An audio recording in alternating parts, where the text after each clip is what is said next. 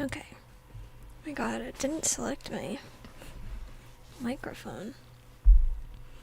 Today I am PNG maxing because I'm already very iffy about my internet connection, so you just get to see me very still. Hello, hello, hello. How's the audio?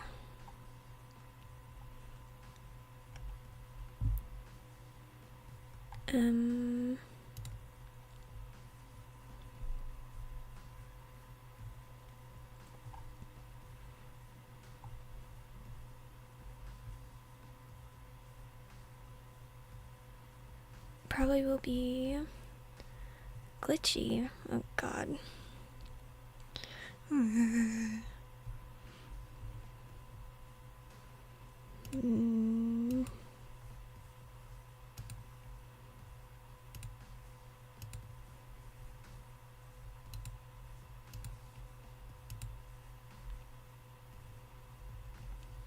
Like a tad bit. Ugh. That's annoying.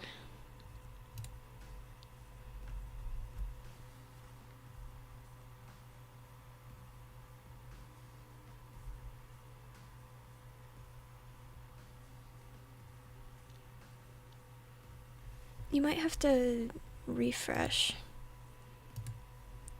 Because whenever my streams do that, I'll refresh and it usually is fine. I don't know. Not unbearable, okay.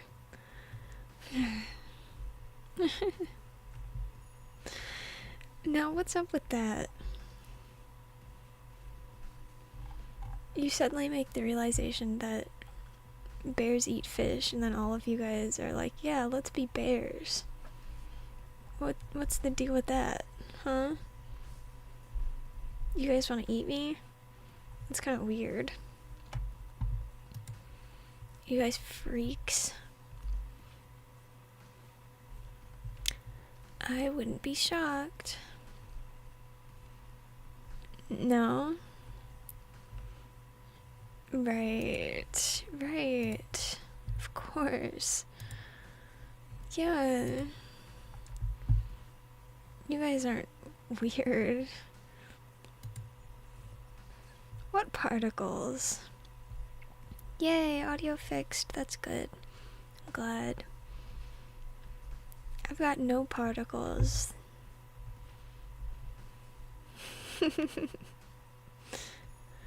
Please what? What is it, Hamu?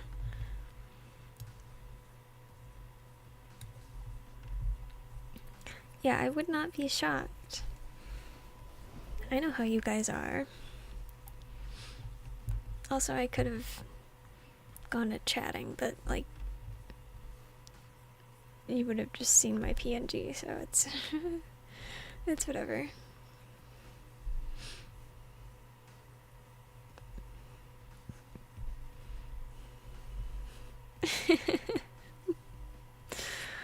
Oh, Hamu.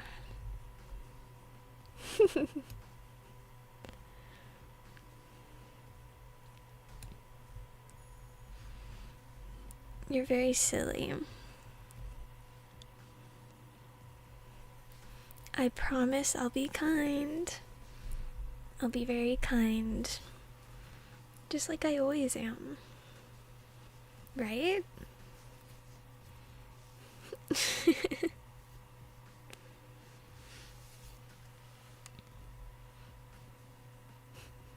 Be kind, please.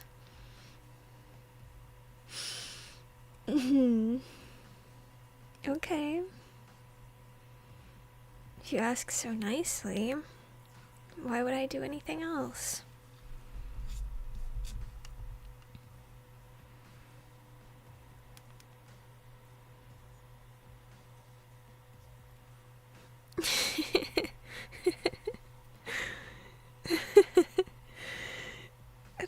you guys are talking about? What are you saying? Particles? Why are you booing me? What'd I do? You guys just love to hate.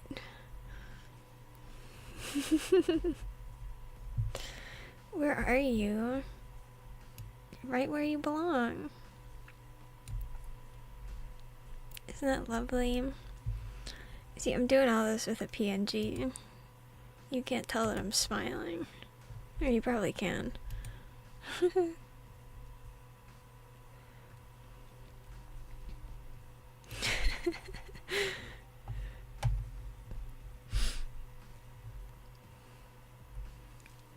Maybe it's... maybe I miss him. Who is this? It's your lovely favorite streamer, Sycloid. I don't know what you mean. What are you smiling for? I don't know. You miss him too? Aww. It'll be okay.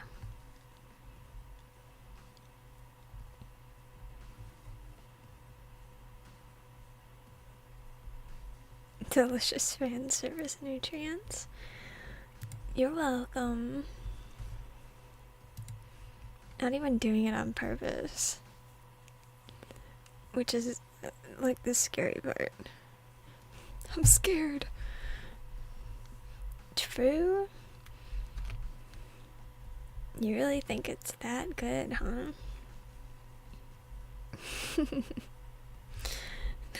Not on purpose. It's not. I'm just saying things. OMG, why are you OMGing? Okay, maybe a little, but I don't think you have any room to talk, Ash. Okay.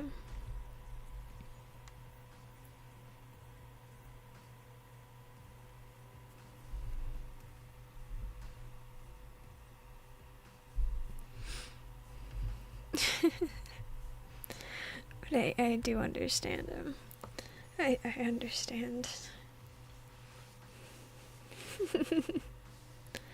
What do you mean, what do I mean? I mean simply what I say.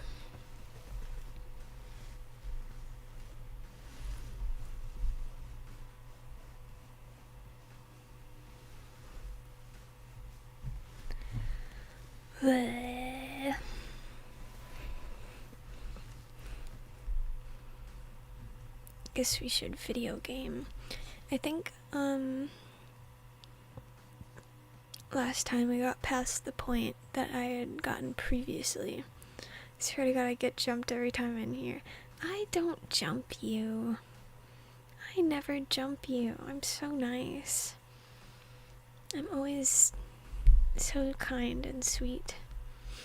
I don't know what you mean. It's a little hurtful.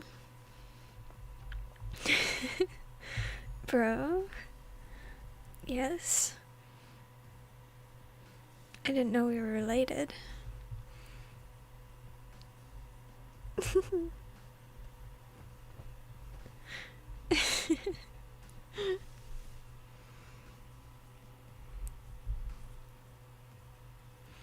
Aww. What's that for?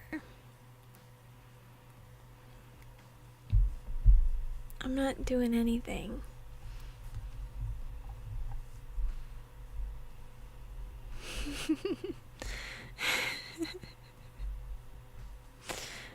Don't eye you, why not?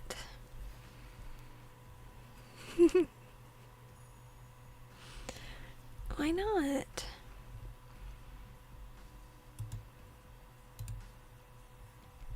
But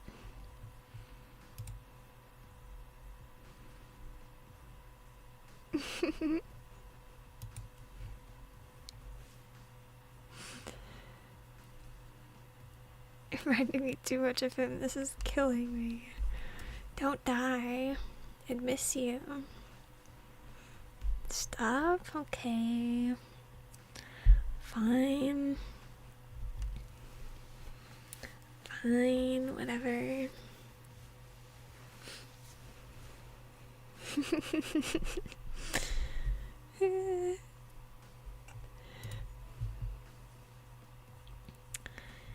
Where were we? Oh, are you growling? I'm so scared. Very intimidating.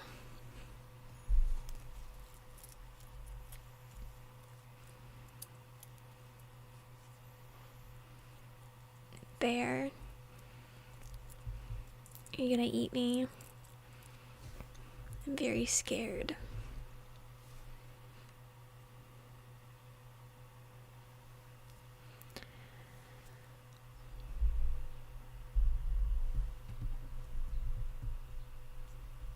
Yum yum.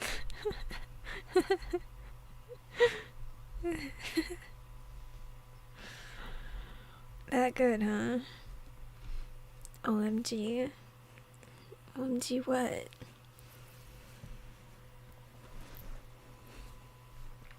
You're always thinking something, aren't you?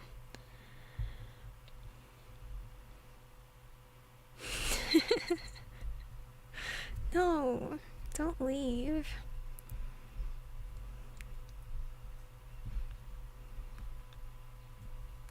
I'd be sad. You don't want to make me sad, do you?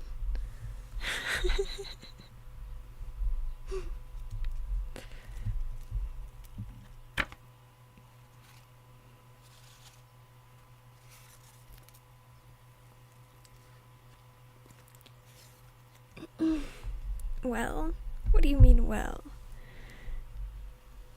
Guys. Guys. You just want me to cry.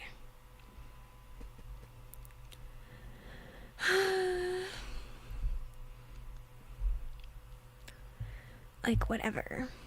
See, what did I say about you guys being freaks? I was right, obviously. What do you mean, what did I expect you to like? I don't know. I didn't think you'd want me to be sad. I thought you'd just want me to cry for other reasons.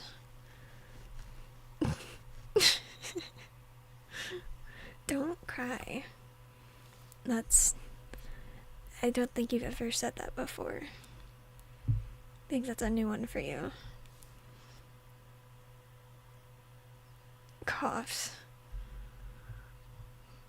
Ash likes crying.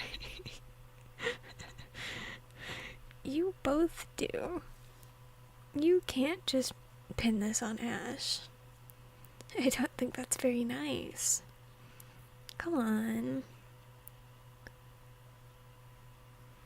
Why won't you admit it too?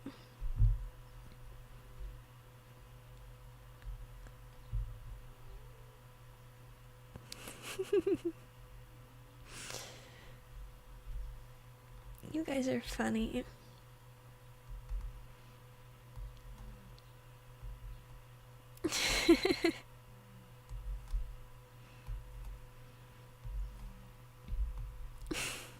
Thank you. I'm glad you admit it.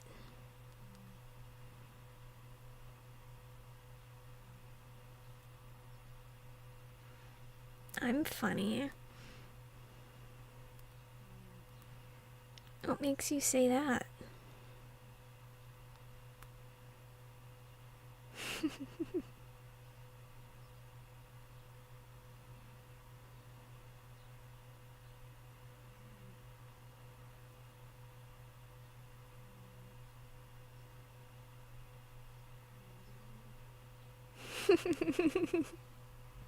"2008 Sunday. This is true." Also, what made you guys decide to call me Sama. Why that, of everything? It's embarrassing. Uncalled for. You literally said humph in your message. It's not uncalled for. It's very, very called for. You're our god? What the hell? That's crazy.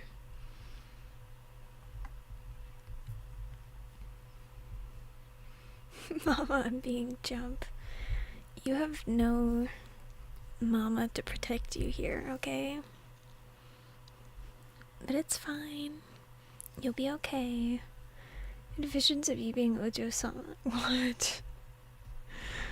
What? You see it? I feel like I couldn't do that. I don't know.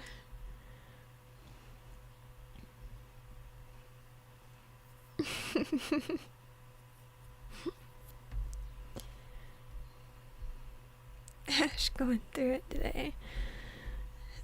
Somebody's gotta do it. Could if I put my mind to it. I think the embarrassment demons would get to me first.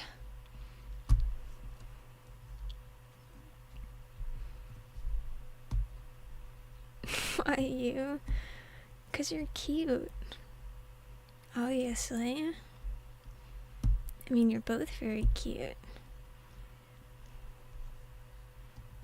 So really, I have to get both of you.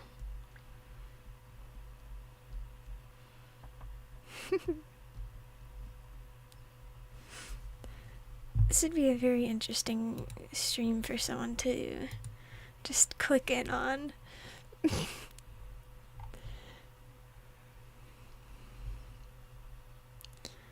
There's 4 people.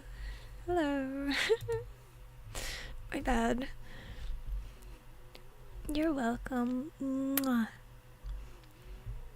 Oh baby, pet. I'll take care of you. Don't get you. You know what you're talking about.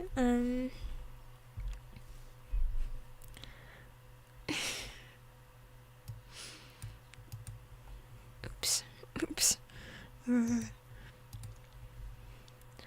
What I'm saying is, your reactions are also very sweet.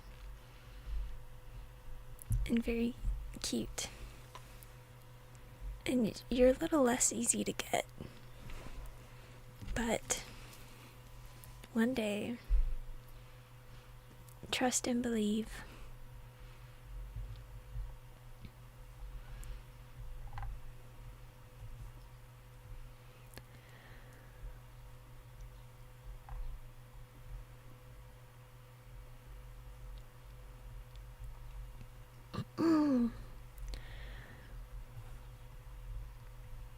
You know what you are? That's good. I'm glad you do.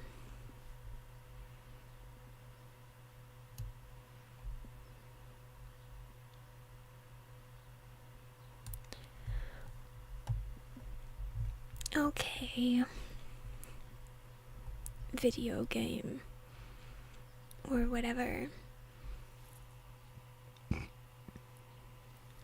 Excuse me. My throat might die sooner because I haven't really warmed up or talked for a few days, so. Video game. Rin Tosaka. She will appear. I missed her.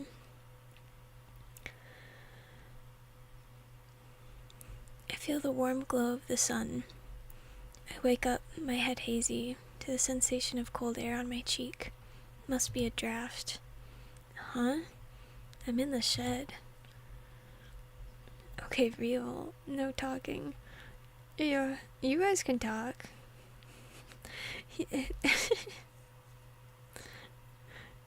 You phrased that like you're a student watching a movie. Like, no talking, guys. Meaner girl boss, yay! I get up and shake my head 2-3 times in an effort to wake myself. Oh right, I just fell asleep like this. After my nightly routine training to fortify my senses, I must have been too lazy to go back to my room. From how light it is, it must be just before 6. Crap, I need to get breakfast ready. I fold my blanket up, pick up all the broken shards from my failed strengthening attempts last night, and head back to the house to wash my face. I wonder if Sakura's gonna show up. It's so cold. The moment I step outside the shed, I realize just how chilly it is. Miyama is typically warm even in the winter, but the temps here on the mountainside still get chilly. And I wash my face with ice-cold tap water, which finally gets my mind going. Alright, I'm completely awake now. Once my mind's woken up, all the things I'd rather not be thinking about, like my current situation, come rushing back. Oh, right, I don't have time to put around washing my face. The time is 5:55. There's a ton to do, but first I need to head back to my room and check on Saber. Yeah, I did leave my room without telling her. I should at least explain myself. I wouldn't want to upset Saber. Going to the shed in the middle of the night is ritual for me, so I'm sure she'll understand as long as I explain myself. Once I talk to Saber, then I should start making breakfast. Tosaka said she doesn't eat breakfast, so I just need to make extra for Saber. Oh, I should go buy more ingredients now that I'll be cooking for more people. I should write that down before I forget. I think he was, like, he'd been cooking for 3 people. Forget? Huh. I have this nagging feeling that I'm forgetting something really important. Oh crap, it's already 6. I need to hurry or I won't make it. If I can't remember whatever it is, it's probably not important.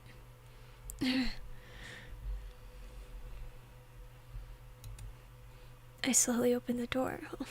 Why is that phrased like, I gently open the door? Doki Doki Literature Club has been on my mind recently. I don't know why. I just keep thinking about it. I'm scared. I don't wanna... It's fine. The room is just as I left it. There's no sign of Saber waking up in the middle of the night and searching my room. It doesn't seem like she noticed I snuck out. Well, that's a letdown. I thought Saber would have noticed. Unless she was just in that deep of sleep because she requires a lot of rest. The good ending. Yay! Oh, right. Maybe that's what she meant when she said she needs to sleep often. And she's sleeping as close to me as possible so she can rush right over if something does happen. Whatever the case, it shouldn't make much of a difference as long as I'm in the compound. The bounded field would detect any enemy intruders. I should be able to defend myself for at least a moment, which should give Saber enough time to get me. Yeah, and the shed has plenty of places for me to hide. Anyway, I don't think I'll get scolded for what I did last night. I thought I would explain myself to Saber, but that doesn't seem to be necessary now. Besides, I'd hate to wake her up if she's still sleeping. Saber, I'm gonna prepare breakfast. I'll make some for you too, but you don't need to get up if you're still sleepy. I'll come back, so keep resting if you need to. After speaking softly to her, I head out of my room as quietly as I can. Like, if she was still sleeping, she would not have heard that. At least I wouldn't have. Unless she's got, like, sleeping hearing. I don't know. There's nobody in the living room. I open the refrigerator and plan out what I can make for breakfast. And then... Morning. You should get up early. Oh, hey, girl. Tosaka walks in, looking obviously cranky. Tosaka, what's going on? Did something happen? Nothing. I'm always like this in the morning. Don't worry about it. Tosaka staggers through the living room like a drunken ghost. Hey, are you okay? Your eyes don't look right. That's not nice. I said don't worry about it. I'll wake up once I wash my face. How do I get to the bathroom again? Take that hallway. If you're just gonna wash your face, there's a washroom in the hallway near the entrance. Oh, right. I don't know how much she heard, but Tosaka just waves a hand and walks away. And then, what the hell's his problem? Seriously. He's so mean. The doorbell rings, announcing a guest's arrival. Shiro, someone's here. You hear Tosaka's voice from the hallway. Oh, don't worry about it. The only people who ever come at this hour are family. It's gotta be Sakura. She has a spare key, so I don't need to go to the door. Honestly, I keep telling Sakura she doesn't need to ring the bell. Sakura is like family, so she can just come in without bothering about the doorbell. She's always polite enough to ring the doorbell to let me know she's here.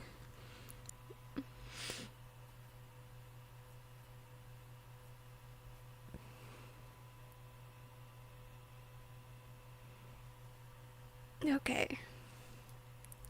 It's fine. It's fine, it's fine. Okay.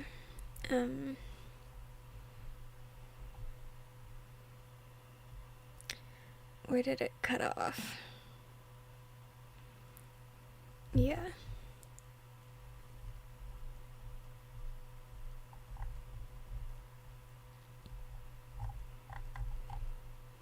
Doorbell line.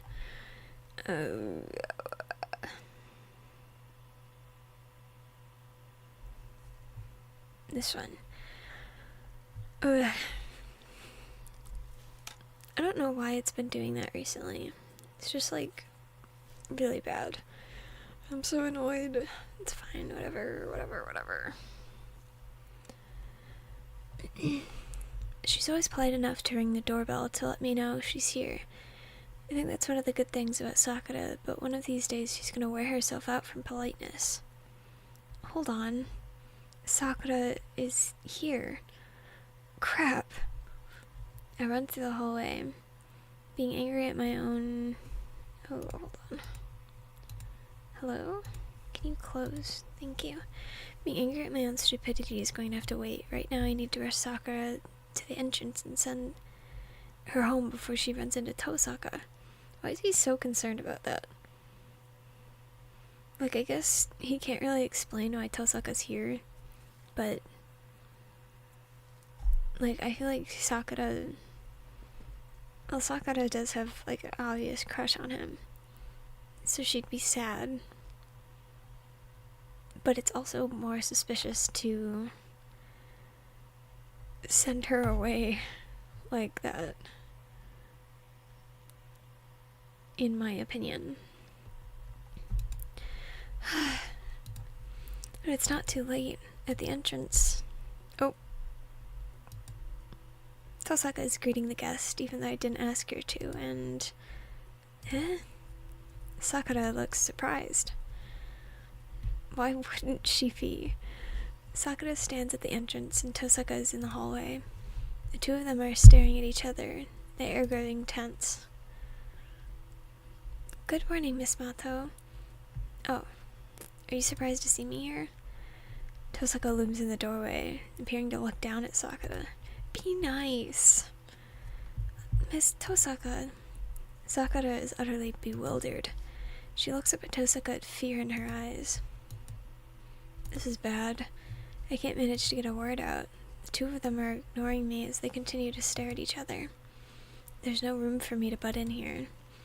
The only thing I can do right now is try to think of an excuse to explain the situation to Sakura, but before I can come up with a good excuse... Senpai, what's the meaning of this? Sakura looks over to me, almost begging for help. Yeah, it's kind of a long story. It's not that complicated. I just started living here. Tosaka's response is extraordinarily blunt. She just cuts me off and gets right to the point. Senpai, is this true? The short answer is yes. Things happened, and now Tosaka's going to be staying here for a while. Sorry for not telling you about this earlier, and sorry you got blindsided first thing in the morning. Oh, please do not apologize. I was certainly surprised, but do not worry about it. But what you said earlier, is that... That's right.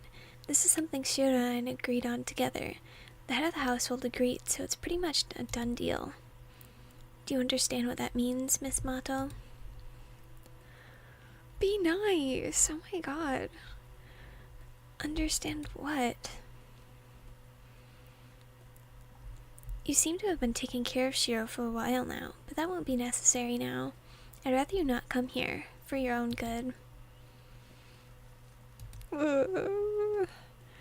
Sako looks down and falls silent. After a chilling silence.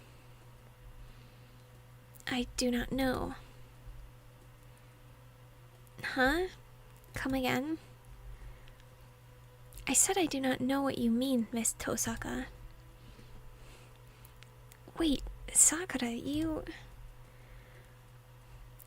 Please excuse me, senpai. I will be using your kitchen. She's got backbone! Yay! Sakura bows to me and walks into the house. She's headed towards the living room, heading right past Tosaka and flatly ignoring her. What? Tosaka just stands there aghast. I'm no different. I've never seen Sakura act like that, and I don't know what to say. Well, that comes as a surprise, but it isn't the only one.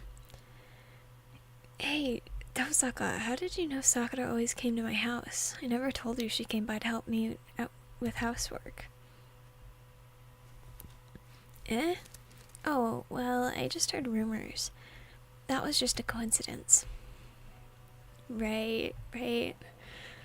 What's more surprising to me is that she's so energetic and happy here. She's completely different than when she's at school. Tosaka must be really surprised, given how annoyed she sounds. Which means Tosaka knows Sakura pretty well at the school. Sakura seems to know Tosaka too, and the two of them appear to have a good senior and underclassman relationship I was unaware of. But that aside, actually I'm surprised too. I've never seen Sakura so snappy before. Sakura is no different here than when she's at school. I'd say what we just saw was out of the ordinary. Huh. Okay, well that was bad. I didn't know Sakura was so stubborn. If I'd known, I would have made you explain it. Oh my god. My brain. If I'd known, I would have made you explain everything to her, Shido. Obviously, compared to Tosaka's merciless explanation, I would have handled that a lot better. But what's done is done, and what do you mean this is bad? Of course this is bad. This house might turn into a battlefield. I was harsh with Sakura to try and drive her from the house, so innocent people like her won't get caught up in this war. Now it's going to be a lot harder to get her out of here. That was you being harsh? I thought you were just bullying her. Hey, is that slander I hear? I was just being honest. What should we do about Sakura? At this point, she's not going to leave easily. Well, we have to do something. So does Sakura only come for breakfast, or do you force her to come to dinner too? Stop trying to make it sound bad. Yes, she comes every morning, but not as often for dinner. I see. Now she's gonna want to come every night. Huh? Every night? For what? He's stupid. As I tilt my head in confusion, Tosaka sighs in disbelief. Soon after, Tosaka remains in the living room while Sakura begins preparing breakfast in silence. I was a little worried about leaving Tosaka and Sakura alone in the same room, but I'm not stupid enough to forget about Saber. He's stupid, he is. Seems like Sakura is mad about Tosaka being here, so things will just get worse if Saber comes out too. Which is why I decided to explain the situation to Saber. So there you have it. Sakura, oh, the girl who's here is named Sakura, but she's an ordinary girl, not a mage or anything, so we can't have her getting dragged into the Holy Grail War. If possible, I'd like her to stay away from the house for a while without ever knowing why. What the hell? I didn't come here to consult her on how to get Sakura away from here. Anyway, Sakura's acting real strange this morning. Tosaka's the reason, but I don't want to upset her even more. Well, you see, Sakura's surprised because some stranger's here, so she'll get even angry if she sees you here.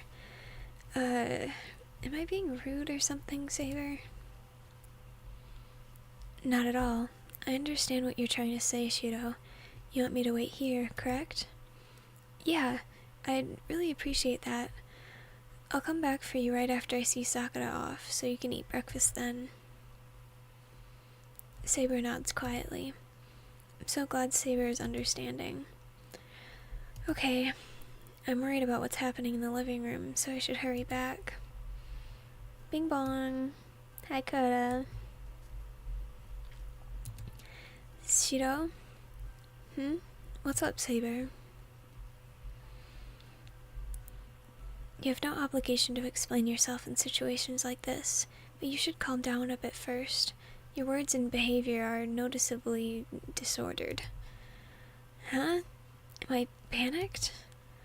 Yes, you are.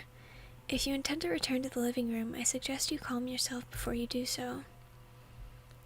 Saber's advice is given in her usual tone.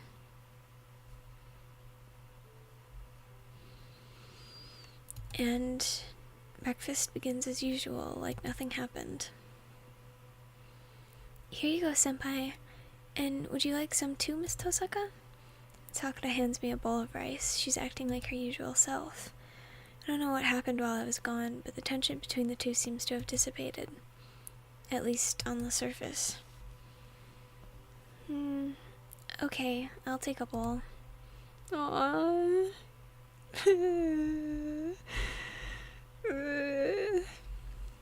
Tosaka hesitates a little before accepting the rice bowl. Sakura smiles as she puts the bowls of miso soup, egg omelet, and other dishes on the table. Tosaka watches the table filling up, looking utterly oh my god. Okay. Oh my god, what is that word? Flummoxed? I gotta look this up.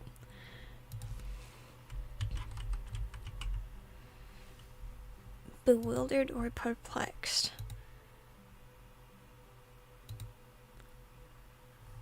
I see. Flummoxed. Okay. Tosaka watches the table filling up, looking utterly flummoxed. Tosaka, I thought you didn't eat breakfast. Wrong person. Ooh. It's so hard to tell without name indicators. If someone makes it for me, I'll eat it. It's only polite, you know. Well, as long as you're okay with it, then let's eat. And sorry I made you get everything ready, Sakura. Please don't worry about it. This is my job. I'll start eating too. Lucky you. Making your junior classmen prepare breakfast for you? Who died and made you king to deserve that kind of treatment? Well, I'll grill you about that later. For now, let's eat. The three of us bow politely and begin breakfast.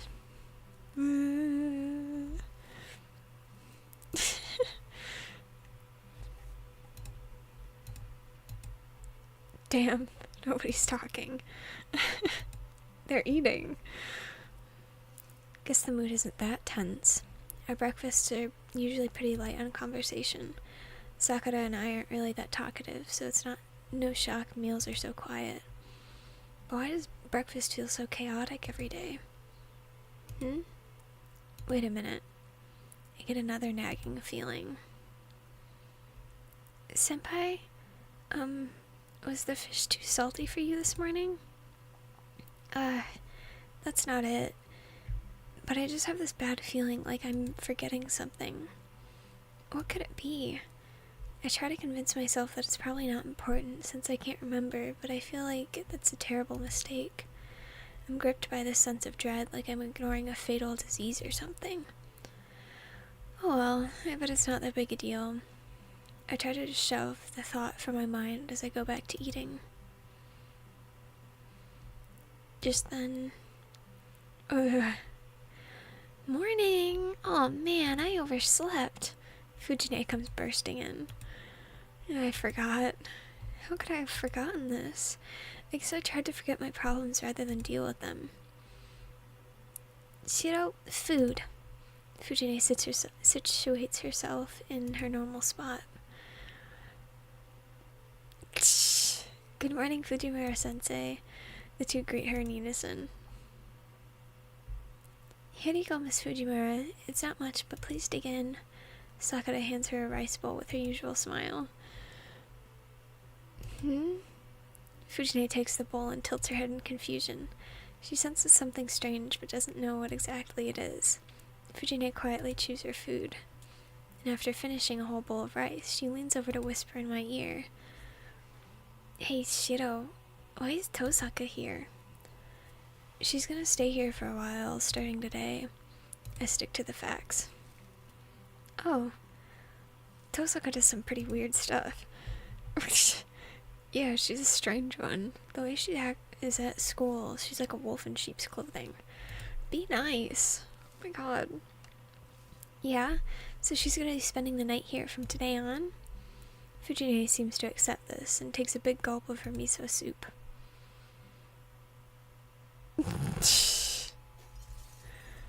Bruh. What do you mean, staying with you? The table suddenly flips violently. Luckily, Sakura is sitting out of the path of flying food, while Tosaka had already moved away, apparently predicting what was about to happen.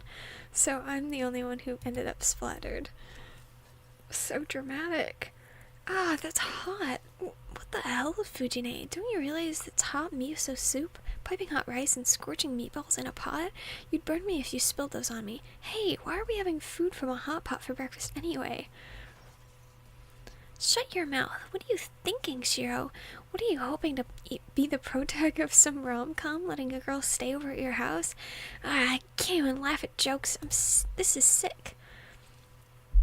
I wasn't trying to make you laugh. And ow, this really stings. I'm actually getting burned here. Sakura, get me a towel. Fujine, he is the protag. Oh my god. Here you go. I've got you a cold, wet towel, senpai. Thanks. Whoa, I just found a chicken meatball in my shirt, and it's freaking hot. Forget the towel. You need to explain yourself, Shiro. This isn't some sick joke, is it?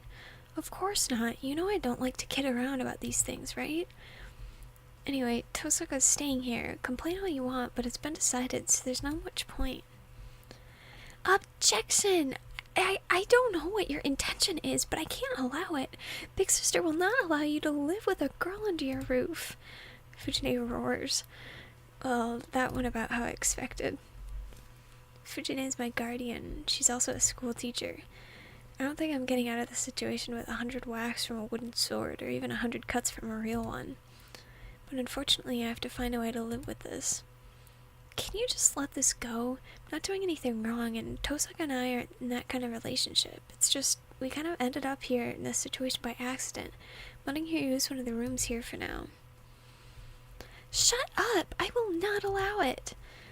I won't allow her to stay. I don't know what's going on with Tosaka, but send her home stat. Ugh, she's not even willing to listen. This is bad. I guess she's not as easy to convince as I thought. Miss Fujimura, you say you don't approve of me staying here, but I already stayed over last night. Tosaka's so casual about how she puts it.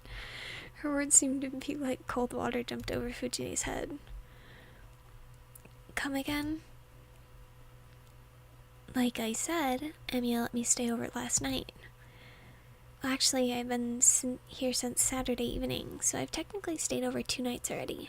Right now I'm staying in one of the guest rooms in the outbuilding, and my luggage is already there. What do you think, Miss Fujimura? I'm already staying here at this point. The color drains from Fujine's face. What is that hand movement? Shiro, how dare you? Did you not even consider how Karitsugu would have reacted if he was around? What he would have thought? My old man would have definitely been happy about it. Something about a man's worth or whatever. Ugh, I can't even argue that. Karitsugu's definitely a ladies' man. I get it. So he passed his bad habits down to you. Shiro, you goddamn idiot. Fujine grabs my collar and shakes me. Well, my old man did always teach me to protect girls. I'm not as chivalrous as my old man was, but I still agree. Even so... What? You want me to help you out? Guys have it pretty tough, though. Because of my chivalrous upbringing, I do have to keep in mind that, cold-hearted as she is, Rin is still a girl. I beg of you, I can't get out of this myself. I need your silver tongue here. I nod in Tosaka's direction while Fujine shakes me. Okay. I'll make this quick. Miss Fujimura, the only thing you'll get from shaking Emiya is a weak squeak, so please stop. If you keep it up, you might even shake the breakfast out of him. Oh my god. If you think that look on your face is gonna scare me, you got another thing coming, Tosaka. I'm an educator and Shiro's instructor, so I'll never approve you staying over at this house. We need like a debate battle. This feels like it would lead into a I don't know. A trial. We need a mini game. Convince Fujine to let Tosaka stay over. Fujine takes her hand off of me and turns towards Tosaka.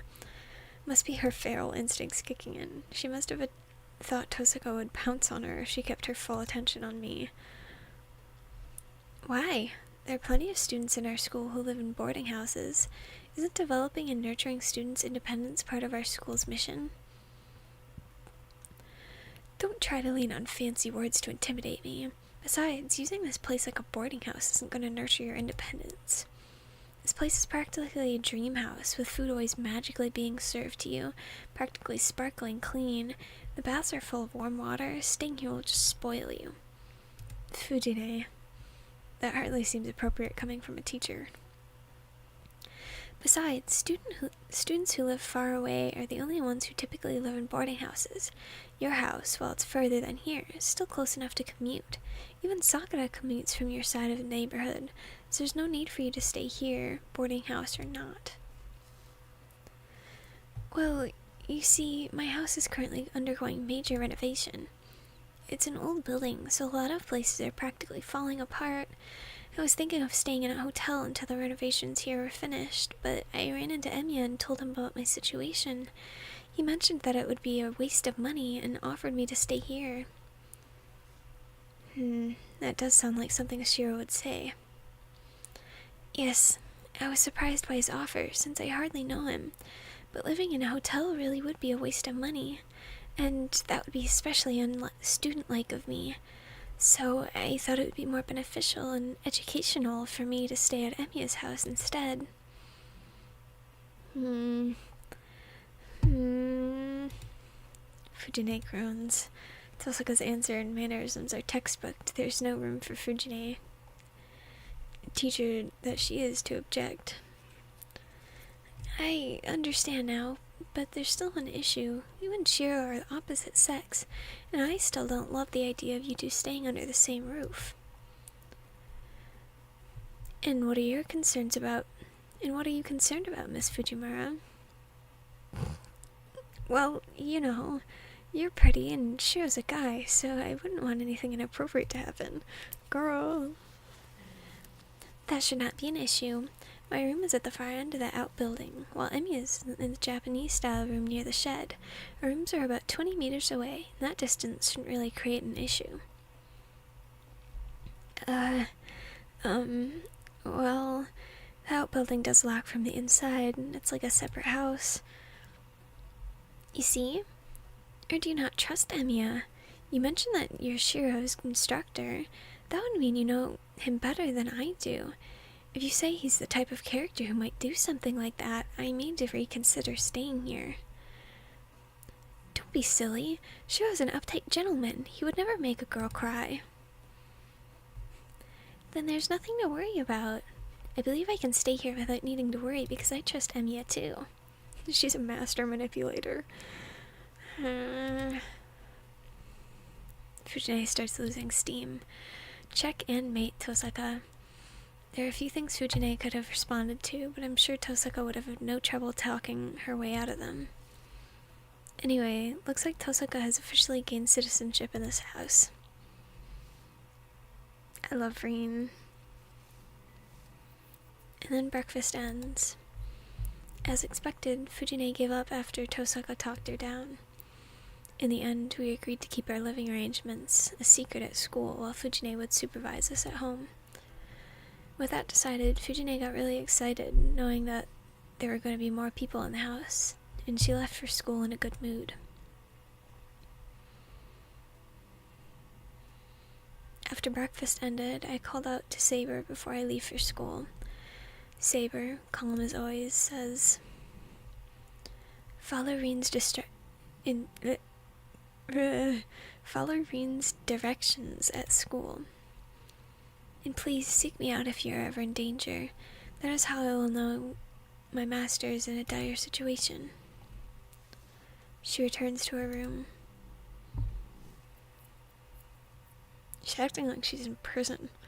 Like, girl, you can explore, it's fine. It's time to go to school. Then let's get going. I don't know this area very well, so maybe you can show me some shortcuts to school.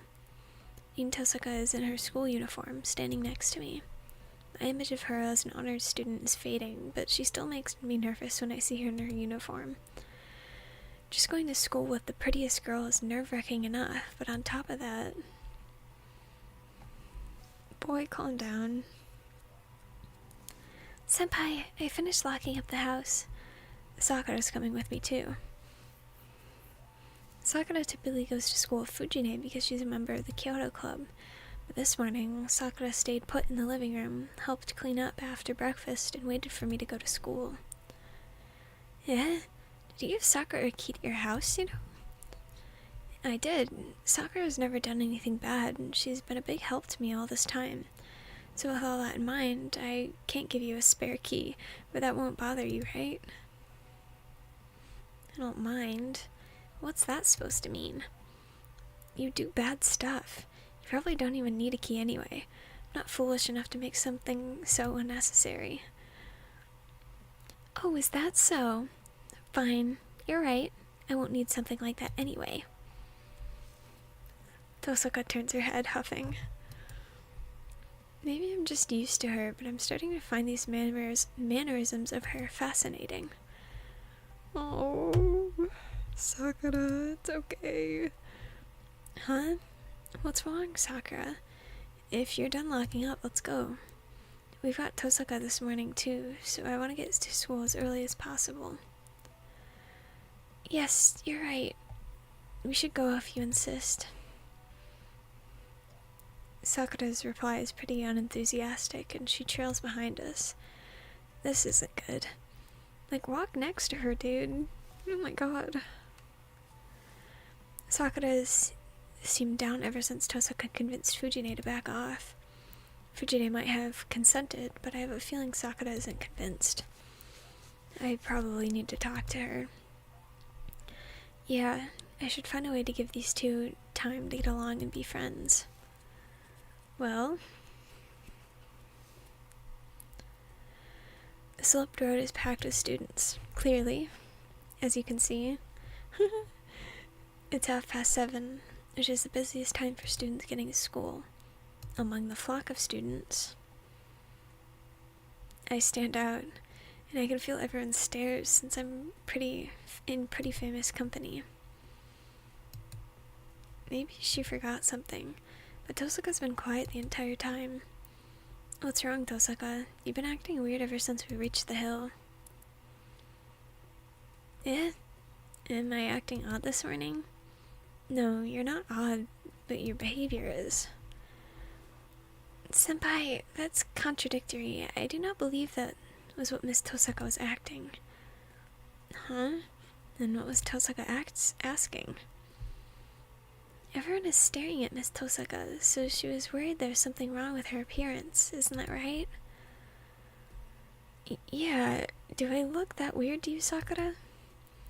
It's weird. I may have been sleepy this morning, but I still blow-dried my hair, so I don't think there's a single wrinkle in my uniform. Maybe I have bags under my eyes because I slept in a new, unfamiliar place last night. What are you yelling at me for? It's not my fault if you couldn't sleep. Even if that's why you got bags under your eyes, it's no big deal. Just forget it. How dare you? Girls care about their appearance from the moment they're born. I've always tried so hard to look perfect, at least on the outside, but I guess my streak ends today. Girl, you're fine. Again, why are you yelling at me? I don't know what's going on here, Tosaka, but it's definitely not my fault. Take your frustrations out on someone or something else.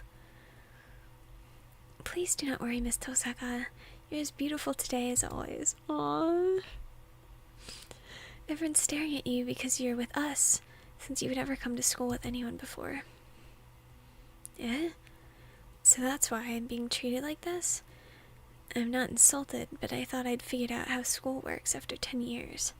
I guess there's still some mystery left at school for me. Tosaka ponders this seriously. Hold on. What kind of person ignores someone telling them they're as beautiful as always? You really don't get it, do you? Of course people will notice if you come to school with someone, especially if that person is a guy. Exactly, but Miss Tosaka really doesn't care about that kind of thing. That's why there've never been any romantic rumors about her. Huh, that's good to know. That means there's only been one victim who was taken in by her appearance and suffered the consequences. Dude. I whisper that part to Sakura as we walk a bit behind Tosaka, who still looks puzzled.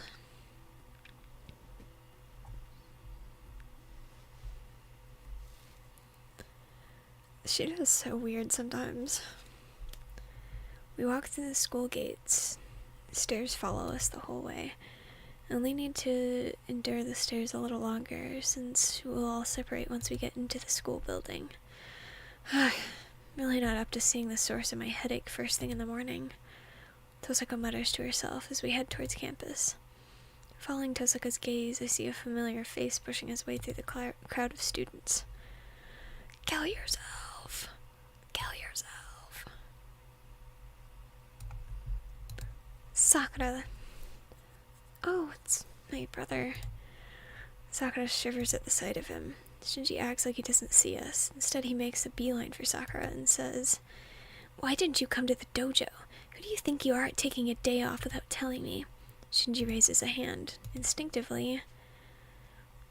Yo, Shinji, working hard first thing in the morning, huh? I grab his hand and greet him. Emiya? So you were at Emiya's house again, Sakura? Yes, I went to help Senpai, but that it's your duty as his junior to do that? That's such bullshit. You have no responsibility to help a guy who hurt himself. Your job is to listen to me. Shinji huffs as he lowers his hand. I have no reason to hold on to his hand if he's not going to hit Sakura, so I let go. Do you take some kind of sick pleasure in getting in our way, Emiya? Sakura's a member of the Kyoto Club, so stop forcing her to do shit for you that makes her skip practice, okay? I don't have a response to that. Having Sakura come to my place to make breakfast does hold her up in the mornings. Dude. Oh my god. That's not true. I help Senpai out because I want to. I think you're going a bit too far, brother. too far. That's my line, Sakura. So what if Emiya lives alone? If he says he's fine alone, then you can leave him be. I bet Emiya is more relaxed that way anyway. That's a terrible thing to say. Fine. But no more going to Emiya's house from now on. You didn't come to practice even though I told you to. So you should be ready for some punishment. Kill yourself. Sakura gasps and freezes. Shinji tries to grab Sakura and pull her away, but the instant he does. Morning, Mato. I thought I'd just listen and not get involved, but that's quite the conversation you're having. Though, Sakura, why are you with Sakura? Shouldn't be that big of a surprise. Sakura is Emiya's friend, and I'm an acquaintance of Emiya. That's why the three of us walked to school together this morning. Did you not notice? You know Emiya? That's right. As a matter of fact, we're good enough friends that we might keep going home and coming to school together, which is why I'm considering being friends with Sakura too. Idgeball. With Emiya? Shinji glares at me. It might be my imagination, but I feel murderous intent from him that goes way beyond just animosity. And while I haven't really been getting along with Shinji lately, I don't remember doing anything that would make him resent me anywhere near this much. Don't be ridiculous. This is a bad joke, Tosaka. There's no way you would hang around like a guy like Emiya. Oh ho ho. Oh, I know. You probably got it all wrong. Oop, wrong one. Yeah, sure, I was friends with Emiya before, but we're not anymore. Emiya and I are long since done being friends, so you don't gain anything by being friendly with him. Is that so? Well, that's a relief, since I never had the slightest interest in you. Oh, there. I feel bad for Shinji. Don't. Oh my god. Shino, you're stupid. If I were in his shoes, Tosaka's word would be dramatic enough. I probably wouldn't recover for a good while. Why you? Oh, and by the way, Mato, about your conversation earlier, I thought morning practice for the Kyoto Club were voluntary. I've never heard that you need permission to be absent. I'm sure this would be news to Miss Fujimura and Ayako as well. Ugh, shut up. It's none of your business what an older brother tells his little sister. Don't poke your nose into family affairs. Well? Oh, I completely agree. That's why you shouldn't have anything to say about Emiya's home either. Honestly, you've got some nerve causing a scene like this so early in the day, Mato. Ugh. Shinji retreats a step, still glaring at Sakura and me in the process. Fine, I forgive you for this morning. But you won't get a second chance, Sakura. If something like this happens again, I'll put you in your place, once and for all. Ugh.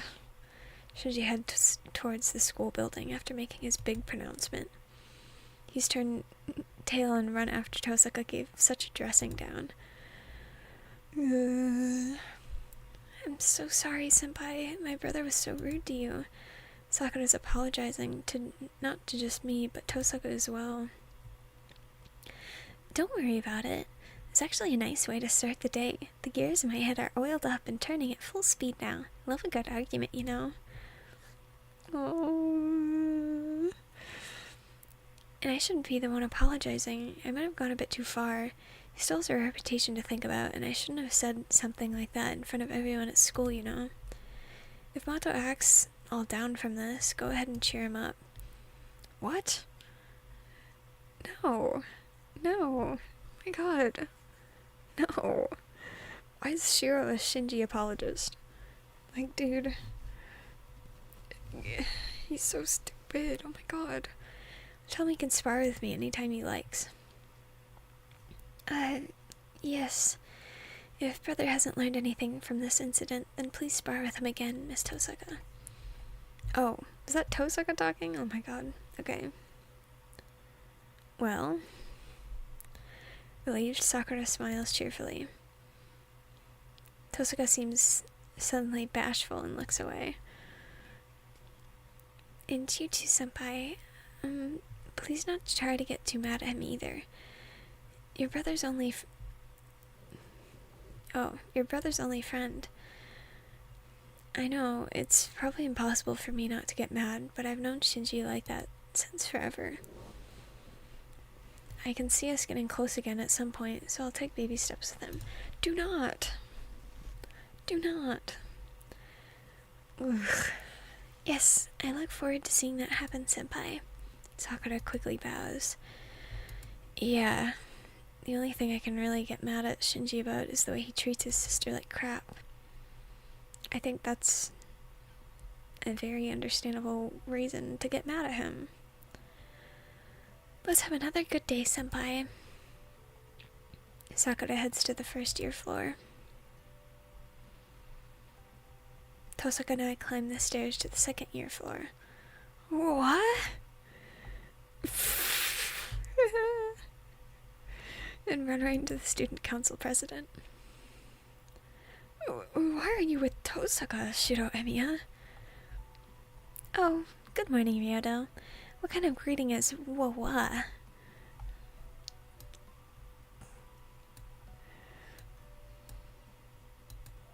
Oops. Sorry. Ugh. I woke up feeling like something was off this morning, but I never thought it could be this dire. Just come over here, Emiya. Standing so close to Tosaka might poison you. Issei tugs on my arm, hard. Tosaka looks at Issei and me without a word, but then walks towards Class 2A as if nothing happened. Huh. Go right on ahead. Nobody's stopping you. Tosaka silent passes by, but then... Shiro, rooftop, lunch. She whispered that to me so Issei wouldn't hear. Oh my god. It's lunchtime. After seeing Tosaka and me in the morning, Issei hadn't been speaking to me. He's been treating me like a traitor. I guess I went too far. What's his deal? I feel just a bit of regret. Issei interrogated me about why I was with Tosaka this morning, and my response was, we got close over the weekend. That was not a great idea. I expected Issei's next set of questions to be about how and why we got close, but before I could explain further, Issei staggered away. Well, I guess that works to my advantage, since I need to do things alone for a while. Having fewer people involved will make things easier. Anyway, the first thing I need to do is... Oh dear. Ooh. What do we do? What do we do? Making another poll because I can't pick for myself.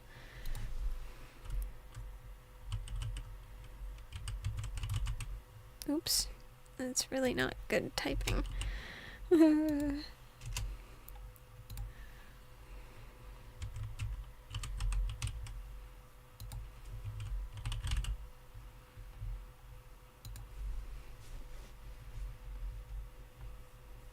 Forcing people to make decisions for me. It's my favorite thing to do.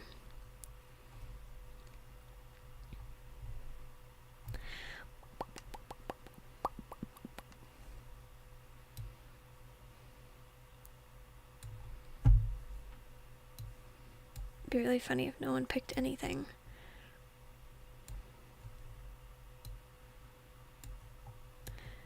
Guys. Meow.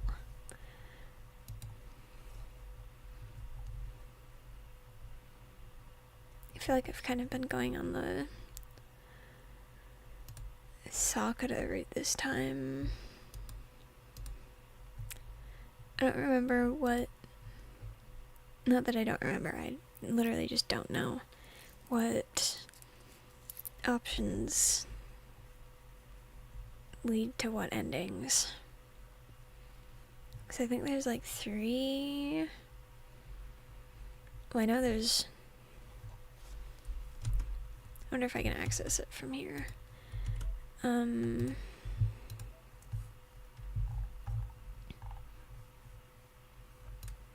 boy. Yeah, I don't know how many... What is this? Okay. My god. Yeah, I don't know how many endings there are. I think it's just the 3. Oh my god, did we not do the prologue?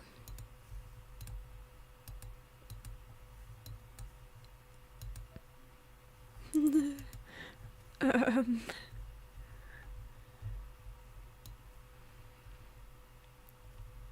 I don't think we did the prologue.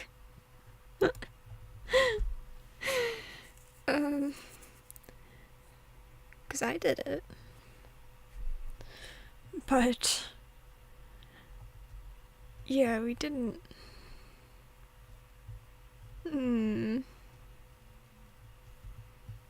Well...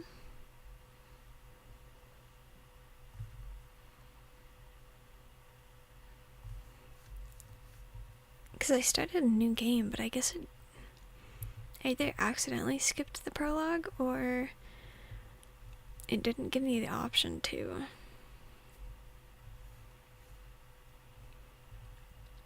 Oops. Oops.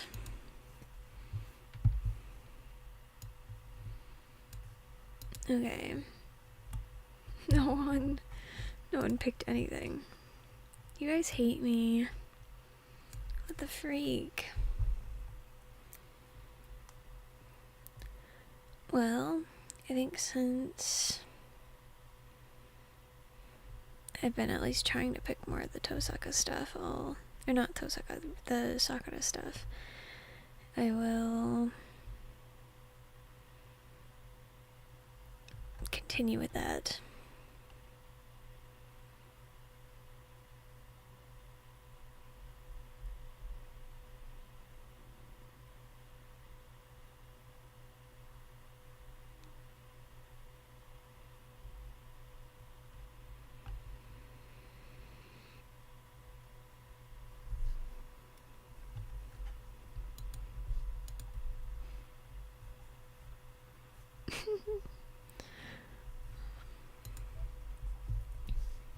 Oh, right.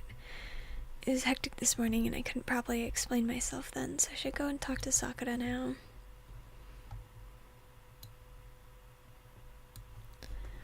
I head up to the 4th floor to the first year classrooms. I peek into her classroom for the hallway and Sakura notices me right away. Oh, is something the matter, senpai? Sakura steps into the hallway and tilts her head in confusion. I thought she would be depressed after what happened with Shinji this morning, but she seems fine. Nothing really happened, but I just came over to ask you to forgive me about what happened with Tosaka, and I couldn't talk to you about it this morning, so I wanted to apologize before I went home. Oh? What about Miss Tosaka should I forgive you for? Well, about the thing where she's going to be staying with me for a while. I should have consulted you first, Sakura, but instead I decided on my own. I'm sorry. There's a legitimate reason for Tosaka staying over, and it's nothing shameful. You might not forgive me for it, but I just wanted to tell you that. I lower my head apologetically. Please don't do that, senpai. There's no reason for you to apologize. I was certainly surprised when I learned Miss Tosaka was going to stay over, but Miss Fujimura approved of the arrangement, so I don't see any problem. You're the master of your own home, so you can do as you wish with it, and it's not my place to say anything about it. You dummy. What the hell are you talking about, Sakura? The house is mine, Fujine and yours.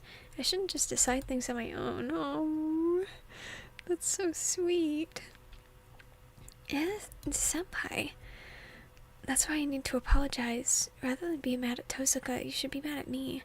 Because, well, I'm the one who invited Tosaka over without consulting my family first.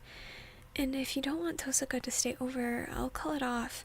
I know it's not enough to earn your forgiveness, but I can't continue to do something like you don't like. This isn't just me trying to smooth things over. I'm speaking from the heart. Teaming up with Tosaka doesn't mean she needs to live with me. There should be other ways to work effectively with her. Oh, she's so pretty. Oh. Then I'll forgive you. I'll allow Miss Tosaka to stay over, and I also forgive you for being so selfish. Is that what you want, Senpai? Huh? Are you sure, Sakura? Yes, and I will not even ask about the circumstances. I'm satisfied just hearing you say that. Sakura looks at me, smiling warmly. She's not pretending. Sakura is giving her honest approval of Tosaka staying with me. Thanks, Sakura. I'm really glad. Aww. She's so cute. Well, I'm the one who's glad. Oh, but may I ask you something? If I told you I didn't want Miss Sakura to stay, what would you have done? Well, if you'd done that, I might have gone to her instead, because I actually do need to be with Tosaka for a while. Eh? You'd go to her instead? Yeah, instead of Tosaka staying here, I probably would have stayed at Tosaka's place. That way I wouldn't need to bother you or Fujine about our arrangements. The thought of staying at the home of a girl I admire, or rather admired, would be terrifying, but I would have no other choice. Well, I appreciate it. If that had happened, I think she would tease me even more than she does right now. That's a relief. I'm so glad Sakura forgave me. Hey, wait. Sakura? What's wrong? You look pale. I call out to her, asking if she's alright. Sakura seems to be lost in thought. I'm so glad I didn't say that. She sighs deeply for some reason. Oh my god. Shiro, you gotta start thinking. It's after school. The end of the day, that took up our whole lunch break. We couldn't go talk to Tosaka, are you serious? Whatever. The end of day bell rings and I prepare my bag to go home. Saber is waiting, so I should go straight home. There are a few students still scattered in the hallway. Some students still going to their club activities. Some students still lingering, killing time. And a student who's about 10 meters away, stomping towards me, looking real mad. There are just so many kinds of students still around. Huh? I think there's something strange in that mix of students, so I quickly turn and head towards the stairs. Oh, right. I just remembered that I was told to do something this morning.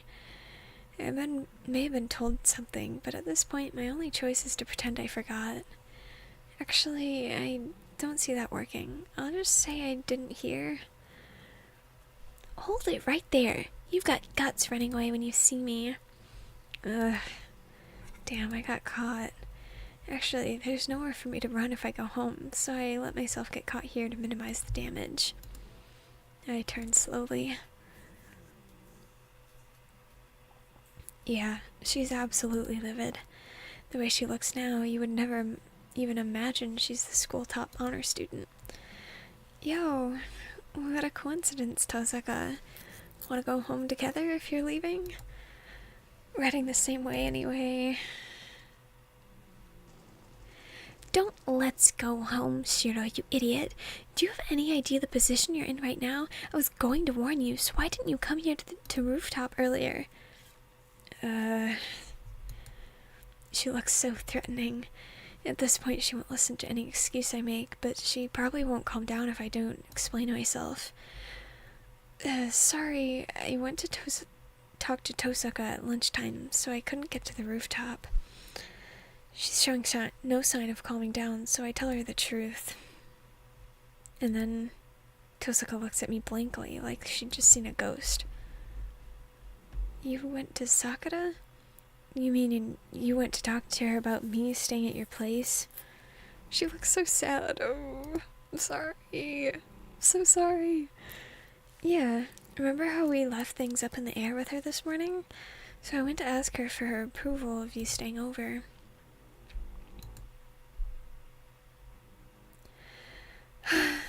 I see. Well, I can't say much then, can I? Tosaka sheaths her sword just like that, and then, for some reason... Fine. I forgive you for ditching me at lunchtime. I'm sorry for making you do extra work for Sakura. She looks sullen as she makes her apology. Well, there's nothing for you to apologize for. So, why did you call me up to the rooftop? It was important, right? Yeah. I told you to meet me up there because I had something to tell you as a master. I wanted to warn you to be careful because there's a bounded field set up over the school. Huh? Wait, a bounded field? Here at the school? That's right. You may not have noticed it, but it's a pretty tricky thing that's been set up. The seals, or signs, are installed around a wide area, and once they're activated, the whole thing will envelop the entire school. It's intended to steal the flesh and blood from all the people within the bounded field. Looks like it's still at its beginning stages, but haven't you noticed how listless everyone seems? Oh, now that she mentions it, I felt a little strange 2 days ago, but was that why? But that means there's a master at school? At school? Where the two of us are? Who are also masters? Who could have guessed there'd be a third one? No way! Exactly, we have an enemy lurking here. Do you get it now, Emiya? They're not likely to attack here at school, but I wanted to tell you to be on alert so you're prepared for battle at any time.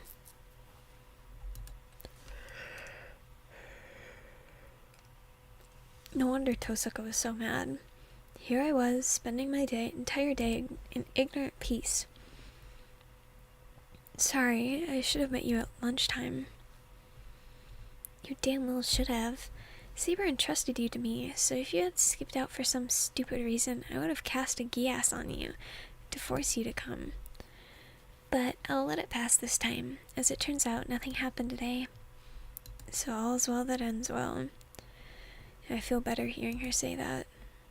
Tosaka, do you know who set up the bounded field? Is it someone from this school? No, I don't know yet. I don't sense the presence of any mages other than me here, so they may be an outsider. But there are cases where an amateur like you winds up becoming a master too. So I can't be sure, but there's a good chance it's someone from this school. They'd have to not stand out here, since they managed to set up a bounded field at the school and all. Someone who wouldn't seem suspicious if they came into the school. So it'd be either a student or a teacher. Whoever it might be, it means Tosaka and I aren't the only masters here. That's not the only problem. Listen, Shiro, once this bounded field is completed and activated, it'll dissolve and absorb everyone inside. Think of it like they're in the belly of some creature. Or rather, we might not be affected by it because we're protecting ourselves with magical energy, but anybody who doesn't possess magical energy will weaken and die without their knowing. This is why just beyond involving ordinary citizens. If this bounded field activates, it'll kill everyone in the school. Do you understand? There's a master in the school who's willing to make a bounded field this awful. What? What? It's like a really tame response for that. My vision blurs for a moment. I take a deep breath so I can make sure I fully comprehend what Tosaka's trying to say. Why would they have it be Tosaka if they, split up the dialogue for a second? Oh my god.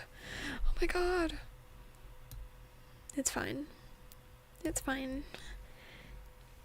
But it stops there. I attempt to imagine the worst possible outcome, even if my imaginings may fall short. I keep that image deep within my heart and accept the position I've been placed in. I get what you're trying to say. So, Tosaka, can't we try to destroy this bounded field? I tried, but it was impossible. I found all the sources for it, but I can't destroy them. The only thing I can do is temporarily weaken the sources to delay the whole thing from activating. So as long as you're here, the bounded field can't fully be formed? I can only hope, but that's wishful thinking. The bounded field is already set up, and the magical energy needed to activate it is gradually accumulating.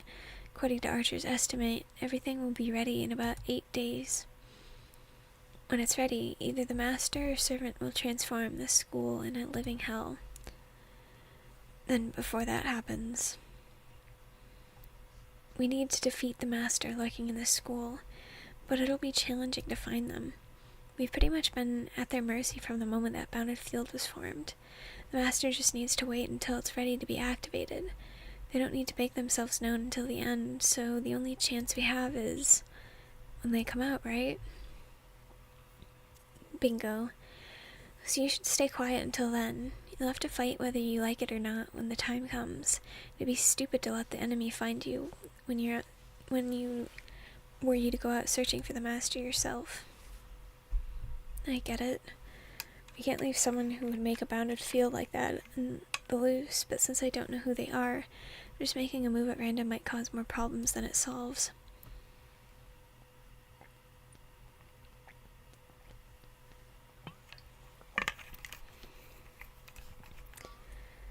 Exactly.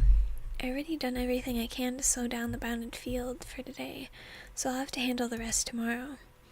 There's nothing left to do at school, so you head home. Wait, I'm fine with going home now, but what about you, Tosaka? That face.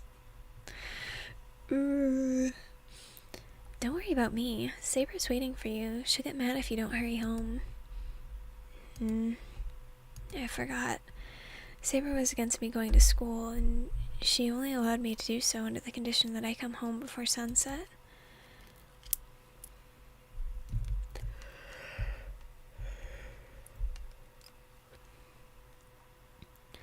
Then see you later. Go home. No detours. Tosaka makes her way towards the back of the school. Maybe she has something to do at the gym? After watching her backside head towards the gym for a bit, I hurry out of the school. Did he seriously? Like, are we serious? Oh my god. Shiro Emiya is certainly puzzling.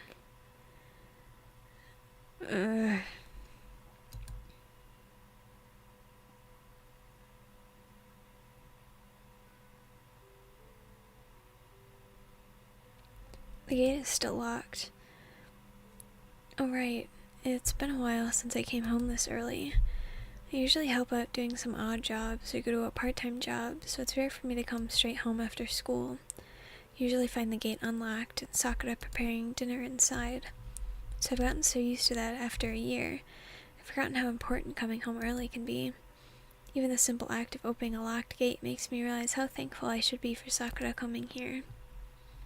You should be. Be more grateful now. I'm home. I step into the hallway as I call out. The moment I enter the living room, I see the blonde girl. You're back, Master. For a split second, as I see Saber, I feel like I've been hurled into a dream of some sort of fantasy. Shiro, did you just get home? She calls my name in a quiet voice. I finally come back to reality. Oh, Saber. Sorry, you surprised me, popping up so suddenly like that. Just for an instant, I mistook her for a normal girl rather than Saber.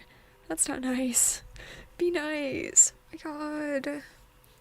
Oh, your orders were for me to stay here. Was I mistaken? Oh, no, I just got confused. Don't worry about it. But how are you feeling, Saber? You said you were gonna sleep a lot, so does that mean now you're... There's no problem with me being awake now. Well, it would be ideal for me to sleep except when I'm fighting, but that would leave me rusty. I should move around periodically, or my body would not be properly responsive when I most need it. Got it. I'm sure you have a point there. You get a headache if you sleep all day, and I'm sure you're not sleeping because you're sleepy. Yes, that's true. I do not need sleep because I get fatigued. But, Shiro, did you say you get a headache when you sleep too much? Don't you? People don't typically do well if they sleep a good chunk of the day. In my case, I get woken up by a headache, so I can't sleep for more than half a day. How strange. That never happened to me. I've always been able to sleep as much as I like, both now and in the past. Oh, I'm losing my voice. Well, that doesn't sound particularly efficient, Saber. Sleeping all day would be a waste. Wouldn't it be more fun to wake up and play if you weren't sleepy? You play with your toys.